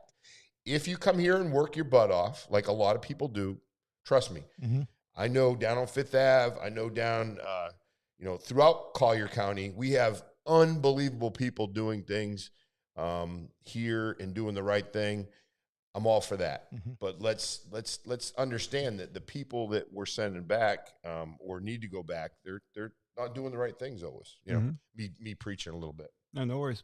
What else we got? Let's go through some stuff. I know we got some reels up that we got some get good Derek to chime in. Yeah, we got some good. You see this one, Derek? Man orders coffee at Starbucks and gets a tiny fur ball as a bone. Can we describe fur ball? I mean, come on. It was a kitty. What did he get? What did he end up? How did it come across, Pat? I think it just ended up jumped in the car. Jumped in the car. Yeah, it wasn't in the coffee. Derek, are you? Wow. I know the answer to this one without even asking. Starbucks or Dunkin'? Is that even a question? I mean, it's not even. You know where I'm from, right? I know. That's why I'm loading it up. This is for the guests. This is embarrassing. I know you personally. Duncan. I'm part of the Dunkings, right? Ben Affleck, Matt Damon, Tom Brady. I'm part of that group. You want a kate lati mati kata? I can't listen. You should see Tim trying to order tea at Starbucks. He had to get hot tea for a guest. What's a grande? I mean, they have all these weird names at Starbucks. Come on, it's a large, medium, or small. It's a And by the way, the grande is not even that big. No. Right? No, it's not even that good. It's like a small coffee. I want to hear from people, Starbucks or Dunkin'. Starbucks or Dunkin', please chime in the comments. So Tim, Starbucks giving out fur balls. That's another reason why to go Dunkin'. Well, why put that story up though? What's the weirdest thing that you ever found maybe in your fast food to-go bag? Because that could go a number of ways too. Man, we're just throwing companies under the bus today, huh? So unless you sponsor, anyone's fair game. Exactly. Full disclosure: this business is no longer. It's still there. Yep. Starts with a P, but out in Immokalee, It's a new Why does it building always now. have to be a Immokalee? It's a new. Well, no, I told you it's something. It's always Immokalee. Juliet, Walmart. But I remember we did our disclaimer at the beginning, right? Yeah. So allegedly, but this is true. I'm driving through the drive-through out in Immokalee at the establishment, and as I'm driving through, it's funny. They had like a little. I'm going to put this on full screen here. They had like a little. The cashier was kind of sticking out when you go through the drive-through, but you had a window there and there was a cash register, kind of like this computer. And between the window and the computer, there was a rat that was trying to crawl up the backside as I'm driving through to pick up my order. So I said, negative. I'm not going there. I just went and told the lady, I said, hey, nothing for nothing, but you got a rat that's running right between your computer, and of course she freaked out, and I took off. I didn't go. But that Are they still in business today? they are, but they got a new building, so hopefully they got. Hopefully they got it. They got their stuff. I got to tell you, you ever read these reports from the Board of Health that go on Naples News? Yeah, all the time. Makes you freak out a little bit. Some of them are like, I get it. You had to find something, but some of those comments, well, let me tell horrific. You, and you see a lot of places get knocked for violations they shouldn't. But as a ex-manager at a restaurant for a long time, like tough. And it depends who you get, because you might get an inspector that's just there to nail you on anything he can. And mind you, a lot of times you can come at 12 at noon, so you're in a lunch rush. Yep. You got a ton of stuff going on, and now all of a sudden, bam, you got a health inspector in the building. I mean, so there's a lot of moving parts, and sometimes they ding you on like little stuff, like a cook have a cell phone up on the line. Yeah. You get nailed for that. But the serious violations, there's no excuse for. But do you know at Naples Daily News? I think that's like the number one most read. Is it? Yeah. Because they put that stuff all the time. And that's what you always dread. It's not even so much get knocked on the score. Like, you don't want to show up in the Naples Daily News, I'll tell you failed what, health inspection. Luckily, we never failed one at Outback. Yeah, I'll tell you right now, if I had a restaurant and I had a passing grade, I'd be advertising that up and down, because usually nobody passes, right? And nobody walks away from those inspections. It's hard. Well, when you say passing, it doesn't get knocked for something. Like yeah. I think we did get 100 one time, which was amazing. Very tough to Which do. Outback? Where South Naples. Okay. By Lely, and opened up Founders Square as well. Patricia says, Duncan, please hit us up. Eileen says, Duncan or Starbucks. She says that they're the same size, Shark just different Dark, cups, Duncan or dimensions. Starbucks. Yeah, they can do a little bit of tricks with them, with your eyes, the height and width and all that. And I really don't get it. When I go through there, I'm just kind of like confused. Tim is so good. Like, I tell Tim, he's like, you want coffee? Yeah, can I get an iced mocha, 2 sugar? And Tim's like, then she's trying to order. He's like, iced coffee, cream, mocha, sugar. You're just basic. You're a meat and potatoes guy. Yeah, when I pull up to the window, I lean over and say, let this bozo tell you what he wants, because I have no idea how to read. Because I'll do like 3 pumps of pistachio, 2 pumps of mocha. Like, how do you figure out the pumps? Did you start at 6 and you just start figuring out the math? Where did this math come into play? It's all upstairs, my friend. You didn't chat GPT how many pumps you should get? No, it's all in the taste buds and the mind. You should see when we go to 7-Eleven, the concoction I put up with for coffee. Yeah. And it's not people think that was a skit when we went to 7-Eleven. I put all that stuff in the cup. It's 100% real. Pat goes and puts marshmallows, cinnamon, chocolate, all kinds of. Is this iced coffee or hot? Ice. Iced. Yeah. Okay. Yeah, but it's just like, what are you doing, Pat? I still haven't figured it out. We go there. It's got 1,300 calories in it, right? Oh, it's got to be crazy. Not sure what I'm tasting. RFK's coming down your house. What are you doing? You're dying. You're killing yourself. Yeah, it's good. It's nuts. No. So what do we got? What else we got? We got going. Oh, the 9 most popular key lime pies in Florida, according to our reader. So what's your favorite key lime pie place in Naples? We want to hear. Love key lime pie. And I actually had the pleasure of going to Joe. That was a good one. Randy's gone. Whatever happened to that guy? Apparently, allegedly. Allegedly.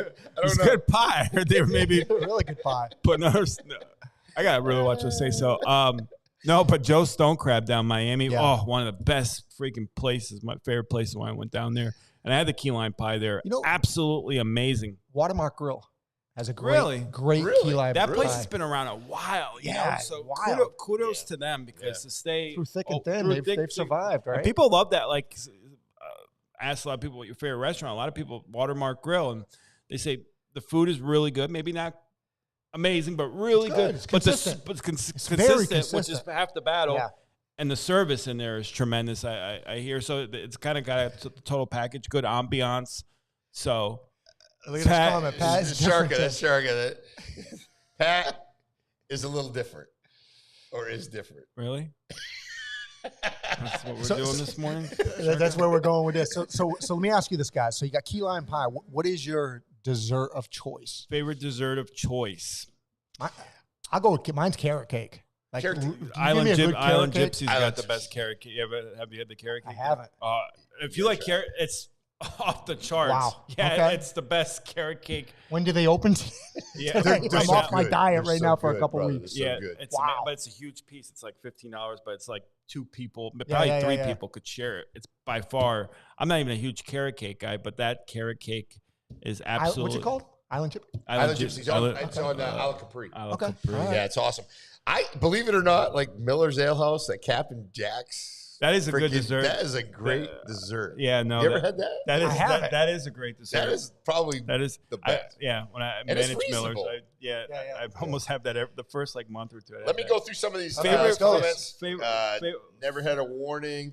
Pat's a little bit different. We know that. All right, we already pulled that one up, Tim. That's the second time you pulled Chickabee said they ruin coffee like they ruin beers with all these flavors. Yeah, they make it a little bit tough, with all these things. But yeah, I mean, Season 52 has good key lime. That is true. Yeah, that's a true I've statement. never tried right there. that one there. That is good. It's excellent. Your mom, fresh. Publix actually does have a good key lime pie. They have a mango key lime pie that's really good at Publix. Yeah. Seed to table, yep. I never tried the seed to table key lime pie. And then carrot cake. That's good. What's your favorite dessert at a restaurant besides the Captain Jack's? Captain Jack's. I'm a cheesecake guy. I could eat cheesecake any day for dinner if I needed to, but that's really good. Okay. I like cannoli, so a good cannoli, but it's tough to find in Naples. Like a really. I had one good one at the seated table the other night. Yeah. They probably have the best ones actually, but they used to be better at Oaks Farm. When Oaks Farm was open, the cannolis they're freaking. Sharon throws out the Key West. Naturally, Key West, key lime pie. Key West, key lime pie. We got a lot of listeners on. Make sure, listen, share, get everything out there. What in Naples, what did we come up with? Oh, actually, you know where it's really good key lime pie too. Fleming's is really good. Fleming's, yeah. I never tried it over there. Yeah, we'll go there visit Al again. It's we got a couple more headlines here? Yeah, we got a couple more. Let's move it on. Let's move it on. Costco. A lot of food. I'm freaking starving now. Freaking lot of food. Costco bringing back the chicken this bake, hot favorite. The hot. So what are they bringing back? The sandwich, the turkey bake sandwich. Those are those Costco guys, the big boom guys, right? They said it's going up in price though, from up to $6.99. Yeah, a $3 increase, huh? Yeah, but they're bringing it back. I think they took it off the food court, but still can't go wrong at Costco. Didn't I see a video you guys recently go to Costco to get something to eat? We did. Yeah. Okay. I thought I might have dreamt that. Patrick's always good. So listen, here's the deal. We sit here. We got a great pizza place next door, Napoli. Big shout out to them. Yep. We ate Mission Barbecue every day there. Shout out. Mission Barbecue shout out. Mission Barbecue. So once in a while, we're like, hey, listen, let's do the 150 soda hot dog. Can't beat that at price. Costco. Now the sodium in those things. I mean, when you get done, you don't go there to get healthy. No, right? no, absolutely not. And then we end up with ice cream. Yeah, you have to, feed a family of 5 for like $15. Yeah, no better place out there. Then you feel like you want to buy one of those caskets that they sell walking out the door because you want to lay in it because you feel like you're about to die. You ever go through some of the stuff in Costco, like furniture, they'll sell all. That's the problem going with Tim. Yeah, you end up buying stuff you thought you needed. I bought a safe in there. I had no intention of buying a safe. Not buying a safe. Not that day, but I bought one. you know what that tells you? Derek Carlson's just selling houses. He doesn't know where to put his money, and the bank can't even take it anymore. He doesn't. He's got so much. He's got so much. You guys start putting it. You guys will be disappointed. My safe's like the Al Capone safe. There's nothing in it, guys. There's nothing in it. In the vault. But the problem going to Costco with Tim is he's got to look at everything. Got to potentially buy everything. I mean, he looked at everything from a washer to a TVs, forget about it. You can't pull them away from them. It's anything technology. Yeah. It's real scary because I remember when Best Buy they had these like, buy now, same as cash, interest free, whatever. Circuit City. I would go in there for like a dang. I spent a lot of money at Circuit City. I'd go in there for a dang CD and I'd end up with a friggin', back then it was a big TV. You get 12 months, no. Back then a 42-inch TV. It's plasma. Yeah, because you paid $3,900 because you get like 24 months, no payments, and then it's like shit. That's great. Later. I remember like a 42-inch TV was huge. I remember. Yeah, it was funny. Yeah. And that's the only thing, realistically, the only thing that comes down in price is TVs. Yeah. I mean, if you get like an 85-inch for $299 now, right? Yeah. It's wild. Crazy. Yeah. I think we have to go for our monitor. We'll have to go for. I got 4 of these things sitting in the storage somewhere. So yeah. What else? We got a couple. Well, let's look at some of these. Go to Sonny's. I hear Sonny's. They is are great. good. So have you been there yet, Derek? The old Marzuko or Zucchi's. The old Zucchi's right there. I haven't been there yet. Apparently it's a pizza place now. Yeah, right across. Well, you know it's at across the Gulf Coast, but the pizza there is right here. Good. And so let me ask you this: what's your favorite style pizza? You got New York style, Chicago style, deep dish, right? Yeah, mine's New York. Those big slices, right? I like New York. Sometimes, it's weird that I do like it thin sometimes, but I do have a taste for that deep dish at times. It's very filling, the deep dish, but the Sicilian's good too. Grandma's is good. Giuseppe's does a really good job, and Marco Italian Deli, phenomenal as well. So I think we got a slide for that here. What we got? Do you want to talk about the I dangerous female stalkers in film? I wonder why you want to talk about that. This topic is near and dear to my heart right now. This is very near and dear to your heart. Let's talk a little bit about this. So this is they came out with a list. I saw it pop up and kind of relate to this right now. Fatal Attraction, the top 10 most dangerous female stalkers in film. Obviously, Fatal Attraction. Yeah, you never buy a bunny ever again after that. Never one, buy a bunny and never cheat on your significant other. You're done. I mean, if that doesn't scare the crap out of you, I don't know what will. Alicia Silverstone too, and The Crush was really good, and then Rebecca, what's her last name? I like her. Yeah, that's her right there, right? Yeah, yep. On the left. I remember her. Yeah, she can stalk me if she wants. I don't know what she about now. Yeah, it probably doesn't look quite the same. Derek, when you're like our age, you don't get stalkers anymore.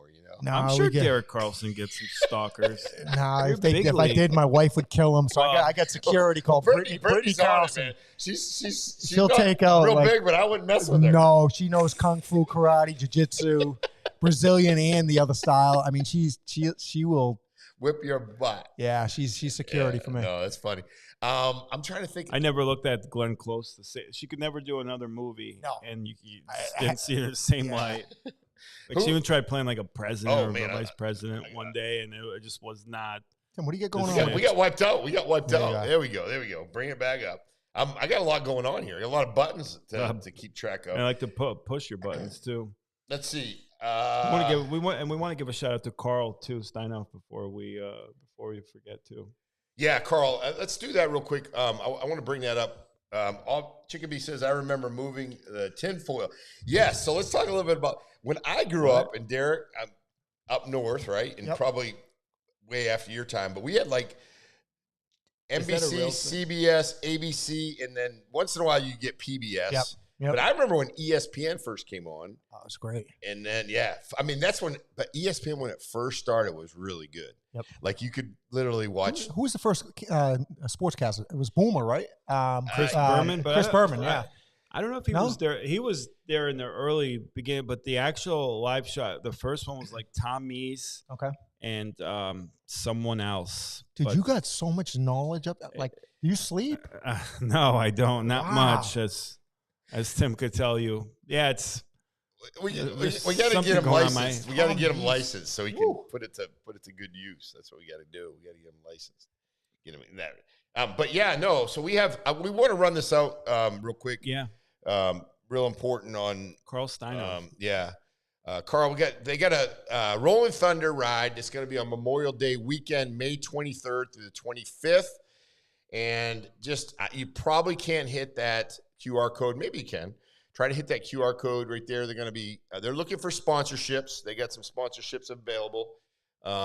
Please go on, check out their website. It's going to be Rolling Thunder, and I have the information. But we're going to keep putting this thing up as we go. Anybody who helps the POWs, MIAs, any of that stuff, we're all on board. 1,000%. That's awesome. Yeah. And Carl, thank you so much. And when you get back, we're gonna have you come on the live. Absolutely. So, yeah, we want to definitely do that. I haven't seen Carl in a long time. Very, very important to do that. Chicopee also wrote "Misery." Kathy Bates, remember? Kathy Bates, that was, wow. Yeah, that was a freaking holy moly. How many of it? Well, she basically kidnapped him. Remember, she took the sledgehammer to the ankles. Or, it was like an axe or sledgehammer. Yeah, just busted his. Stephen King movie, right? Stephen King movie, yeah.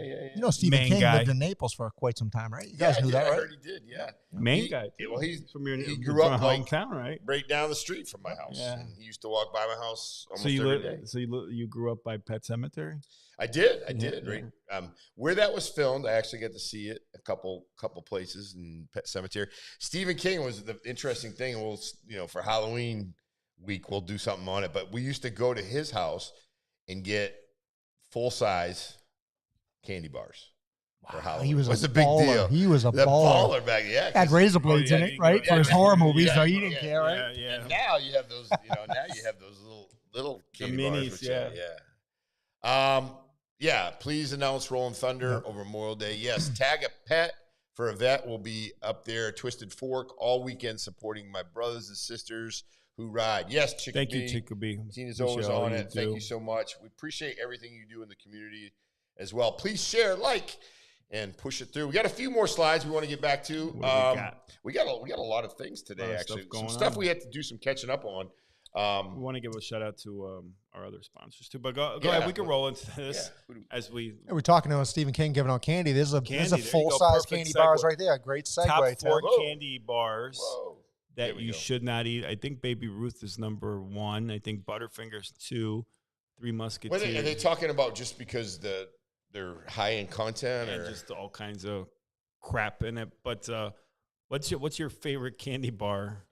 My favorite candy bar has got to be Reese's peanut butter cups. Oh, that's a staple from there. Refrigerator or on the counter? No, counter. No, refrigerator. No, without a doubt. I like counter. Yeah, Kit Kats. I don't know what it is about throwing it into the fridge, getting that cold. That's it. Snap. Exactly. Snap. That's it. That's a commercial right there. They got to show this. Well, they sell them refrigerated too now, or frozen Reese's Pieces cups. You guys ever you remember the candy bar, real long Charleston Chew? Break your teeth, but you put it in a freezer. And you break your teeth off on that thing. Well, speaking of this weekend, chocolate. Remember the Easter bunnies that we used to get as kids? Yeah. They were basically a cinder block, right? Snap into it. Now they weren't hollow; they were solid. They were solid. Now you got the hollow ones. That's kind of it's like cheating. By the time you take it off, it's like this wafer thin. But that's good. I got $100,000 is good too. Yeah, 100. We talked about that. Yeah, my favorite. I love whatchamacallit. I would probably go whatchamacallit. But you got. I can't believe you don't like putting it in the fridge. No, I Kit Kats are good. Right, I'm looking at the picture right there. Kit Kats. It's hard to see it all. Yeah, Kit Kats, Twix. Yeah. Hard to beat. Twix is safe. Mars. Remember the old Mars bars? They don't make them anymore. Not the one with the black wrapper, but the white wrapper ones. They're different. There was. I gotta make it weird, Tim. No, it's just funny. No, the Mars bars. That was a great candy bar. Please leave we got a lot of people watching right now. It's Almond Joy. Hey, put your candy. What's your Clark bars? Oh, Clark bars were good. Well, they don't make Clark bars anymore, do they? You know what was good too? Of course, Chicopee Clark. That's Crackle. Crackle's a good one. Oh, look at Gary Price. Gary Price. Not the Gary Price, but the other.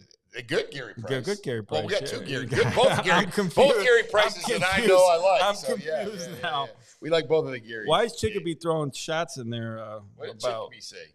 Pat and Oh wait, I didn't bring up shaped Reese's bars, Bear regular. These cups by Reese's cups by far. Yep. They make peanut butter and jelly Kit Kats now too.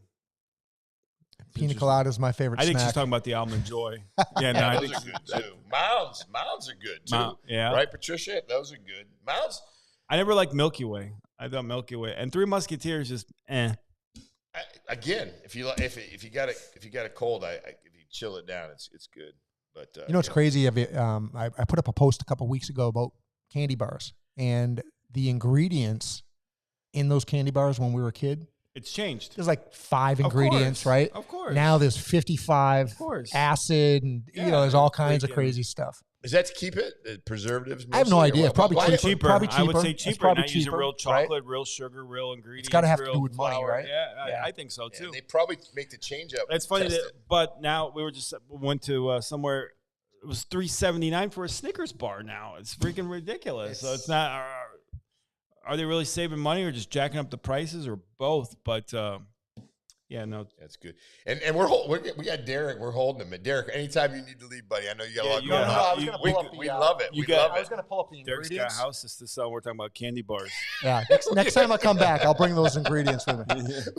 we got. I know you're a big fitness guy. I didn't even realize I saw it because you just. I'm trying, dude. You guys are killing me over here with this. Yeah, let's take a minute about Derek. Yeah, because I saw the transformation.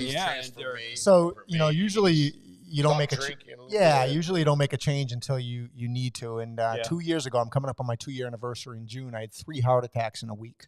Knocked me down. Hold on. So let me backtrack there. 3 heart. So you get a heart attack, the first one. So I was in Europe. Okay. Celebrating my 50th birthday. Wow. My kids graduated from high school, college. We were in Italy. Okay. And we were on a cruise, Mediterranean cruise, coming off of Livorno, Italy, and literally sleeping strike to the chest, number 1. So next day, instantly, nope. But I think I did, but I did nothing about it. I continued with the trip because I didn't want to be the party pooper of that vacation. So you just sucked it up. I had a heart attack. Trip goes on. It was the scariest thing. I did what I knew something wasn't right, but again, nothing. So 2 or 3 days later. Where we're in Livorno, Italy. We're walking from the restaurant, going back to the bus to get to the cruise ship. Another strike to the chest. This time, my kids and my wife watched it. And I just told them, get me back to the cruise ship as quickly as possible. So what did I do next? When you say strike to, like you hit, it was like Aquaman took his spear and stabbed me right in the chest. A sharp pain. It was the worst. I never want to experience lightning times 1,000. Yeah. So the next day, I should have gone to the doctors. I did nothing. Okay. I climbed 250 plus steps to the Leaning Tower of Pisa. That was the end. All hell broke loose. I told my wife, trips over, get me back to the United States. My fever spiked to about 104. I got this wild infection. So I got back to the United States. I had this heaviness on my chest. You hadn't gone to the hospital in Italy at all. Because we're idiots. Guys are idiots. Yeah. When you're in a foreign country, too, so you're maybe a little... We were going to go to Positano. I said, trip's over. We had another 10 days to go. I said, get me back to the United States as quickly as possible. We landed in Florida on Sunday night. Next day, I'm sick as a dog, like literally sick. I finally go to urgent care on 951, and I told the on-call doctor exactly what I'm telling you about the strikes to the chest. He can see I'm sweating. My fever's 103.5. He could tell I'm in rough shape. I thought I was going in to get antibiotics for some infection. He says, let me hook you up to an EKG machine. He comes back. He says, hey, listen, I just called the ambulance. You're having a heart attack right now. Wow. And all of a sudden, I'm emotional. I'm like, what the hell's going on? They get me over to the hospital on Pine Ridge Road. And or you speak Pine Ridge. Physicians Regional. And they went through all kinds of tests. They say, hey, listen, you have 93% blockage in one. You have 88 in another. You have to go get stents put in tomorrow. And then they could see that based on the scouring and the imaging, that the strikes that I had from the previous 5 days earlier were heart attacks. Okay. And they also found some other things in my heart. So basically, long story short, I had to do a 180. At that point, it was not working out. I had stress on top of stress, running a company of 1,200 agents. And I went on this journey of health. They finally gave me the clear later in that year to start working out again. I circled January 1st, 2024 as the date. I don't know why. I should have done it earlier. as the date that I'm going to start. And I started this program called 75 Hard. And in 75 days, I lost 65 pounds. Wow. But the thing that was remarkable is my cholesterol was over 300. By the time 75 days was over, it was down to 111. Wow. So it wasn't the outside. And I'm not where I want to get yet, but it's not from the outside. It was really the internal blood work was shocking. And so I went back to my cardiologist several months later. They were able to see the blood work. She didn't even recognize me. She's like, "What did you do?" And I told her about the program. No sugar, no alcohol for 75 days. And by the way, no alcohol. I think I'm at like 450 days today. Awesome. I kept going. But I completely changed everything that I consumed and worked on my health, which is something I've neglected. What day was that? January 1st. The heart attack happened in June of 2023. I went in the program January 1st, 2024. March 15th, I finished the 75 Hard program. And then I continued. And you're still doing it. Every day. You got something. It's become a non-negotiable in my life because I know the alternative. I've got 2 daughters. I want to be here for them when they walk down the aisle. And I have a lot to live for. And I think the thing that scared the heck out of me also is that if I would have died, which I came very close to, if I would have died, I would have left my wife and my kids a mess with my company. So there's a lot of changes that have been going on, including Realty One Group MVP. Yeah, Tim would have had a broker. Yep. Yeah, no, and the thing about it is I watch you and I see you and I'm like, I need to be doing a little bit of that without a doubt. Yep. But I commend you for doing it and sticking with it because I that's the bad thing with me. I'll be like, first of the year, I'm like doing this, doing that, and then you got to stick with it. You got to stick. They say stats show that by January 10th. 10 days into it, everyone gives up. They give up their New Year's resolution. I'm surprised. So that's why discipline. Motivation will get you through 10 days. Yeah. Discipline will get you going long after. I like that. Long after. So. And I've always been good about sticking with things, but it's just like working out and like, do I want to go to the gym? But once you go and do it, you feel so good. And that's why it's amazing why you just don't. That's why you got to get on a system. We were joking about me going there at 4:20 a.m., 5 a.m., and so forth. I do it in the morning because of that feeling. I know that as soon as 9 o'clock hits and all the realtors wake up, they're going to determine what happens in that day, right? Whoa. 99% of the realtors. 99%. We're not going to put them all. Pat Dearborn's like, I wake up at. Pat, I got a video from Pat from 5:30 in the morning working out already. So. But so usually when the bank's open, the title company's open, all hell breaks loose, right? So you got to get that work. For me, I have to get it done in the morning. What time do you go to sleep? 9 o'clock, 9:30. Go to bed early, yeah. So I know I'm bad. I go like midnight, get up at 4 or 5. I know. Our sleeping patterns are all jacked. Lack of sleep is really bad. Yeah. Messes with your cortisol, and that's a huge killer right there. What did we steal you from today? Because John Huffman, shout out to John. Morning, John, we got this weekly coaching call at 7:30 a.m. every Wednesday, and John's there. My buddy Bryce Lawrence. Shout out to Bryce. And Kevin Wilkinson's part of that too. Yep. So I missed, because I'm here today. I missed the coaching call this morning. Well, sorry, John. We had important stuff to talk about, like candy bars and horses in Walmart, right? And horses in Walmart. So this is like we're coaching Derek too on what not to do. So in a way, we're gonna never ride your horse in Walnut, guys. No. And this next story is we gave you a shout out earlier though, John, about the mental health event that's coming mental up. health event. We posted it so much. Or the food. But real quick, while the food's up, obviously your mom says, "Wow, you're lucky," with your story. Derek's amazing. We love that. Patricia, thank you, Eileen. God gave you a second chance, and tell me, second, third, fourth chance. He's taking advantage of it. Yeah, absolutely. John forgives us. Thank you, sir. He's never dying. All in. But I've seen you, so you're in good shape. So you can afford to do that. But I'll tell you, man, when you get a little bit older, because I used to be able to. It doesn't get easier. I used to be able to knock off 10 pounds or be like, all right, but it just doesn't get easier. It just drops, and it's not good. You're all forgiven. I like hitting Pat. That's right. I got to be careful. John forgave me. Thank you, John. Yeah. Appreciate you, John. Now I want pizza. I know. Yeah, let's talk about the pizza. This place, Lowbrow. I've never been here. 20 minutes. I've never been here. You've never been to Lowbrow? I've heard of it a gazillion times. And I've got to make it a point to go there. It's probably the best pizza place, I'd say in Naples, it's not your traditional pizza. They have all kinds of different varieties, pork belly and just all kinds of stuff. They won the Naples Daily News Challenge. Awesome.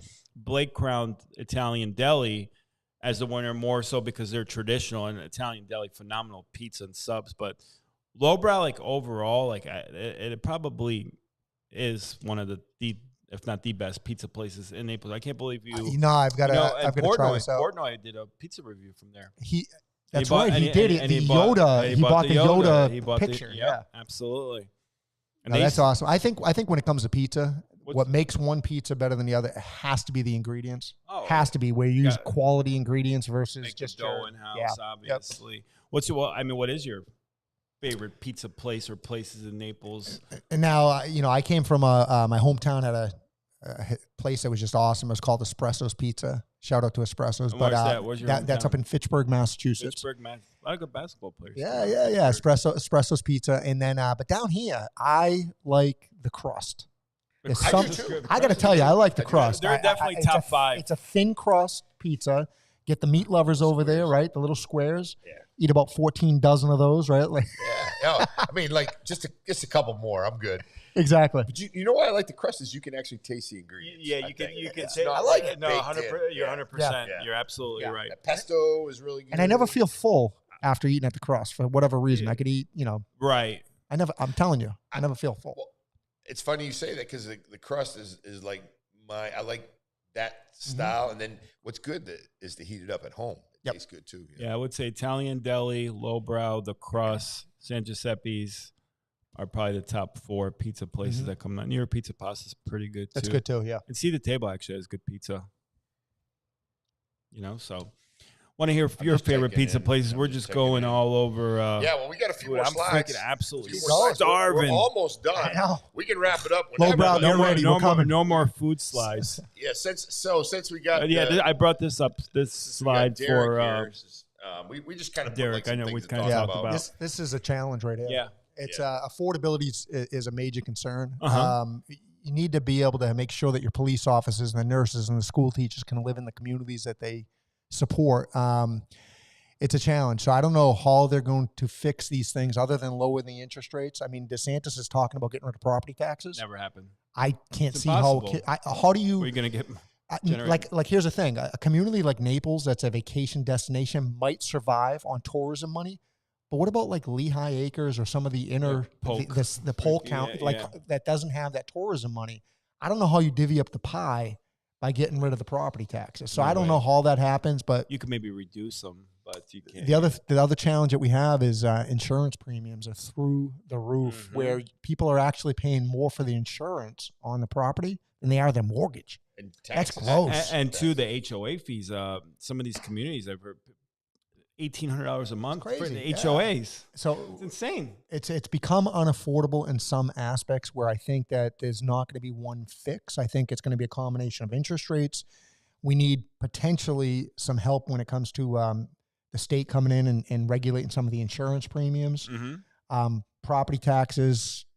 I've never really heard people complain too much about the property taxes, but I think that rather than get rid of them altogether, I could see DeSantis going to a hybrid, which would be, if you're over 65 years old, you're done. You've paid your fair share over the years.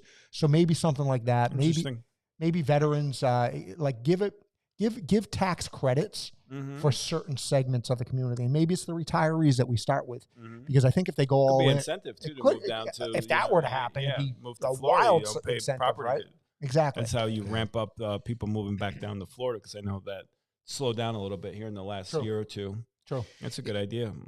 Yeah, and you get and we talked a little bit about buyers, right? So you got folks that are in public safety, school teachers, people that work at the hospital. They're kind of in that price range about $300 to $600, right? So when you have an insurance bill that's unmanageable and it might put them over the top, it's very discouraging. On top of the HOA fees. Well, that, and you look at the house. I mean, back in the day, a house that had a roof that was 10, 11 years old, you're like, we're good for another, 5, 6 anyway. Now the insurance won't even look at it. They won't even insurance. They'll cancel you. Yeah, I mean, the other thing I see happening is as the prices increase, I think they might go from a 30-year mortgage to a 40-year mortgage. That's basically what the car industry did. I mean, think about it. When we were younger, when I was 18, 19, 20, the max they gave you was a 3-year car loan.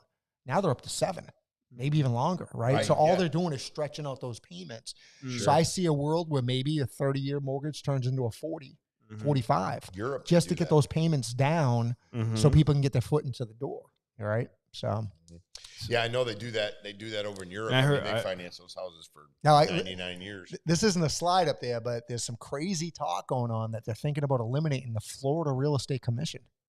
Yeah, you told me that. That is wild. Yeah. I mean, talk about the Wild West. Yeah, for those of you who don't know what the Florida Real Estate Commission is, I think we have almost in the state of Florida 300,000 licensed real estate professionals.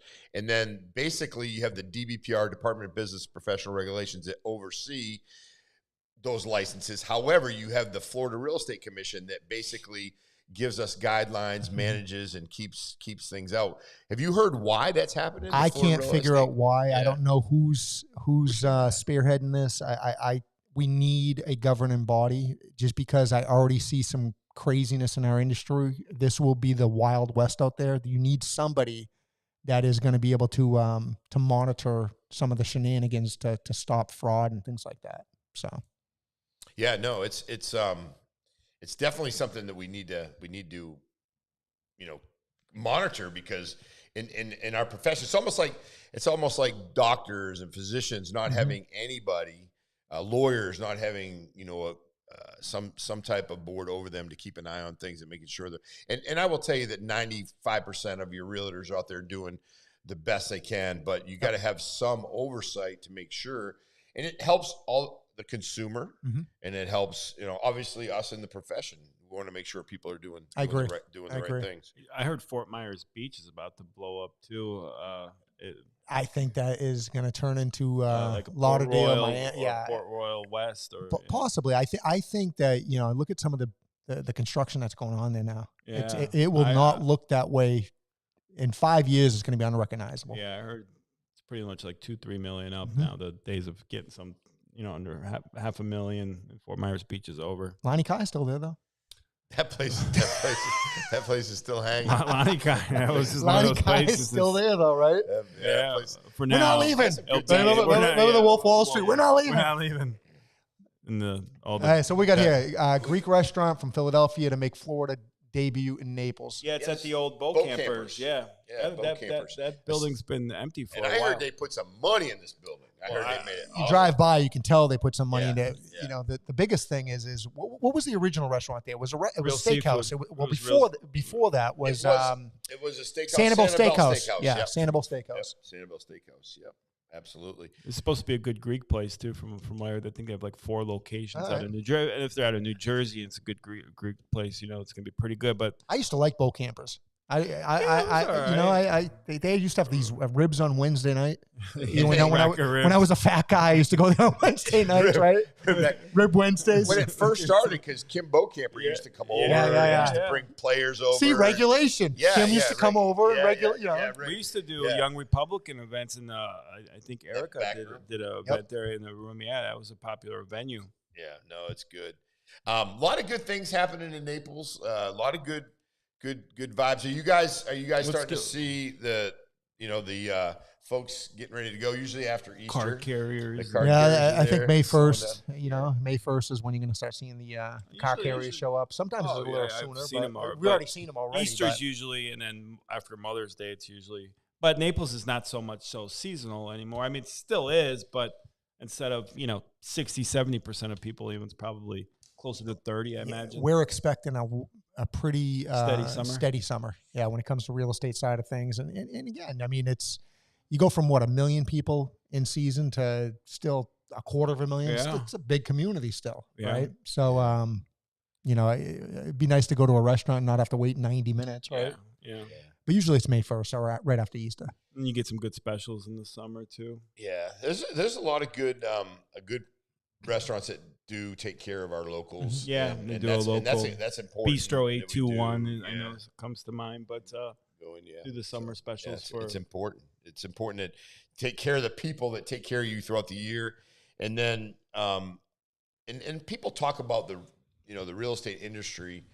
I like it during I kind of like it during the off season because I get to start dealing with some of the our law enforcement people and our teachers and things that they're looking for houses easy to get in.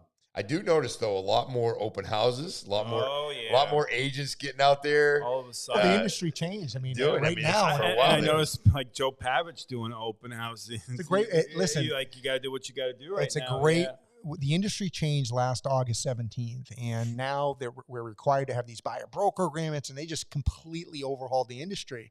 I got to tell you, hosting an open house, especially if you advertise it and market it the right way, it's a wealth of leads that could potentially walk into that door unrepresented. Yeah. And I encourage it, and I tell our agents all the time, like, listen, every weekend you have an opportunity to get your foot in the court, right? And an open house, you can work on your speaking skills, you can work on your marketing skills, you can work on your negotiation skills, your greeting skills. And what I find is that the agents that do it on a regular basis, they're always ready to go. Yeah. Versus the agent that hasn't left their house since COVID. Yeah. That's a little bit of a challenge. Right. Get out there, start meeting people, start networking. Yeah, and the worst case scenario, if somebody doesn't come to your open house, open your computer up and get a lot of work done. Because I know that's what I find, and then usually when one person comes and another, it starts to snowball, but you get to communicate.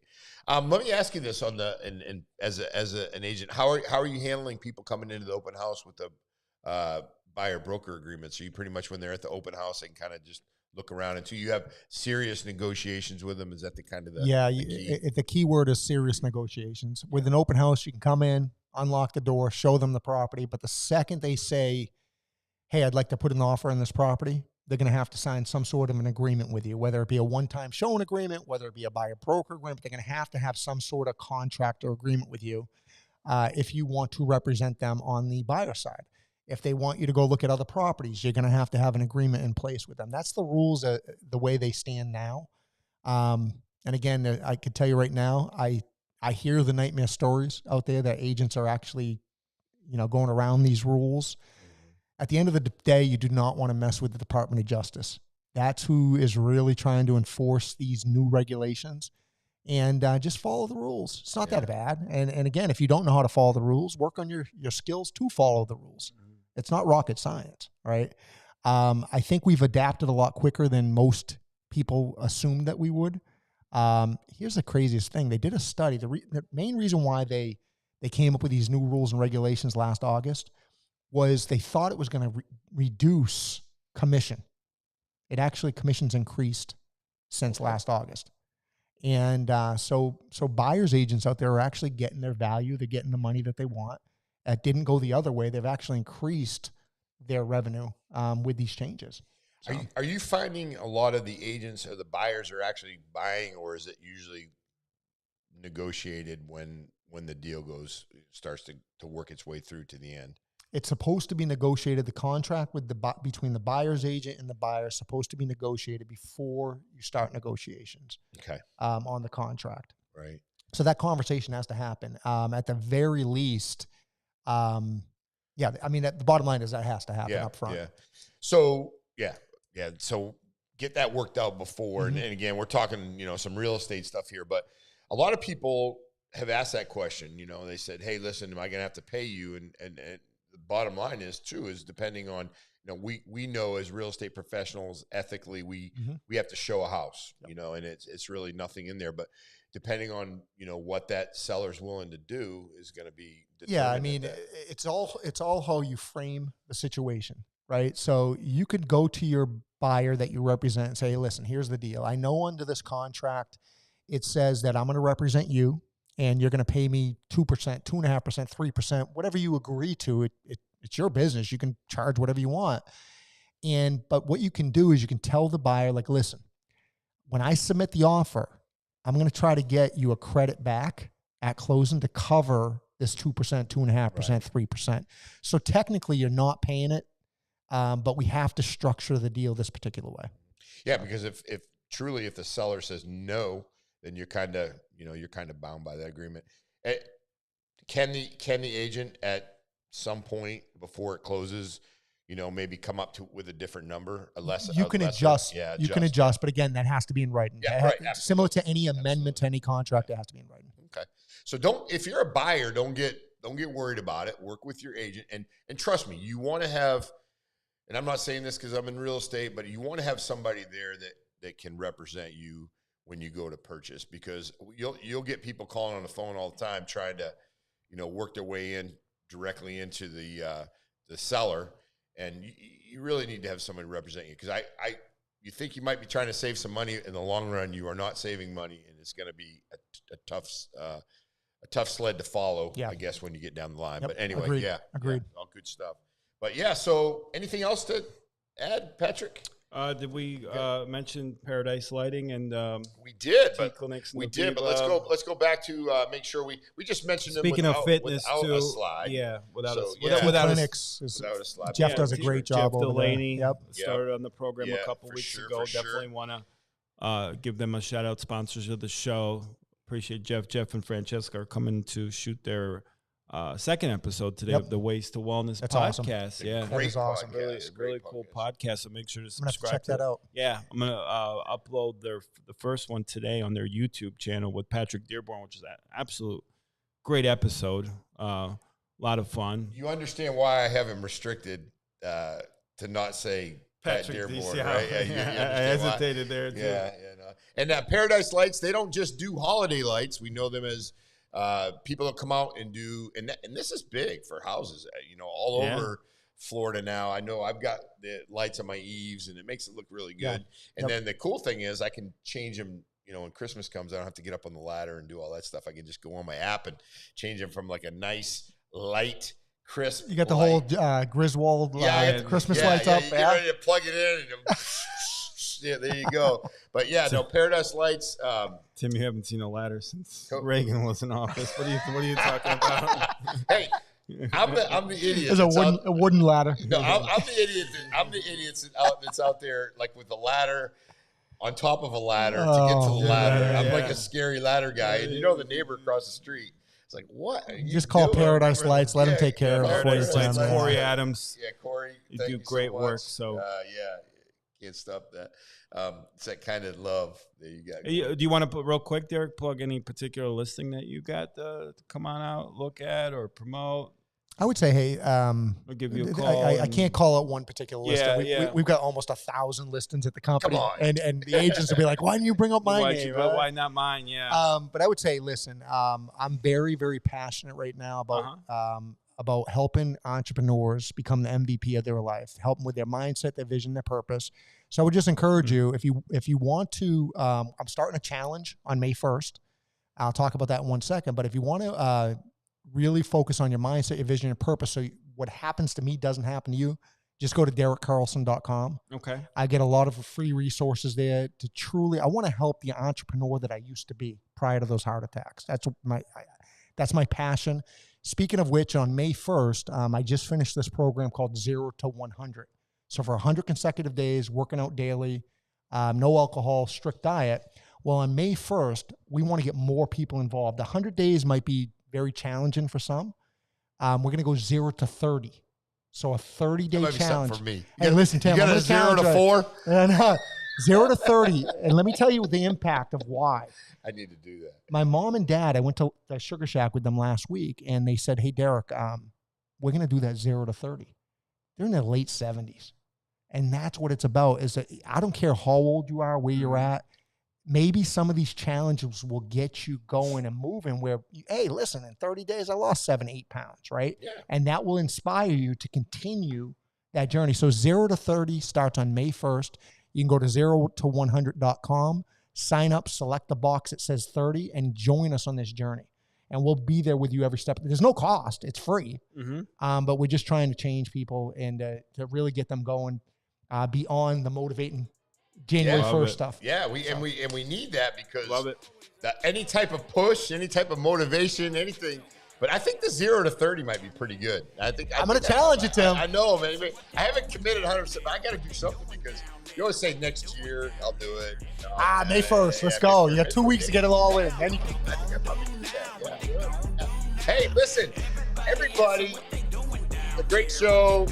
got to point at the camera. Make sure everybody sees this. What are we doing down there? We are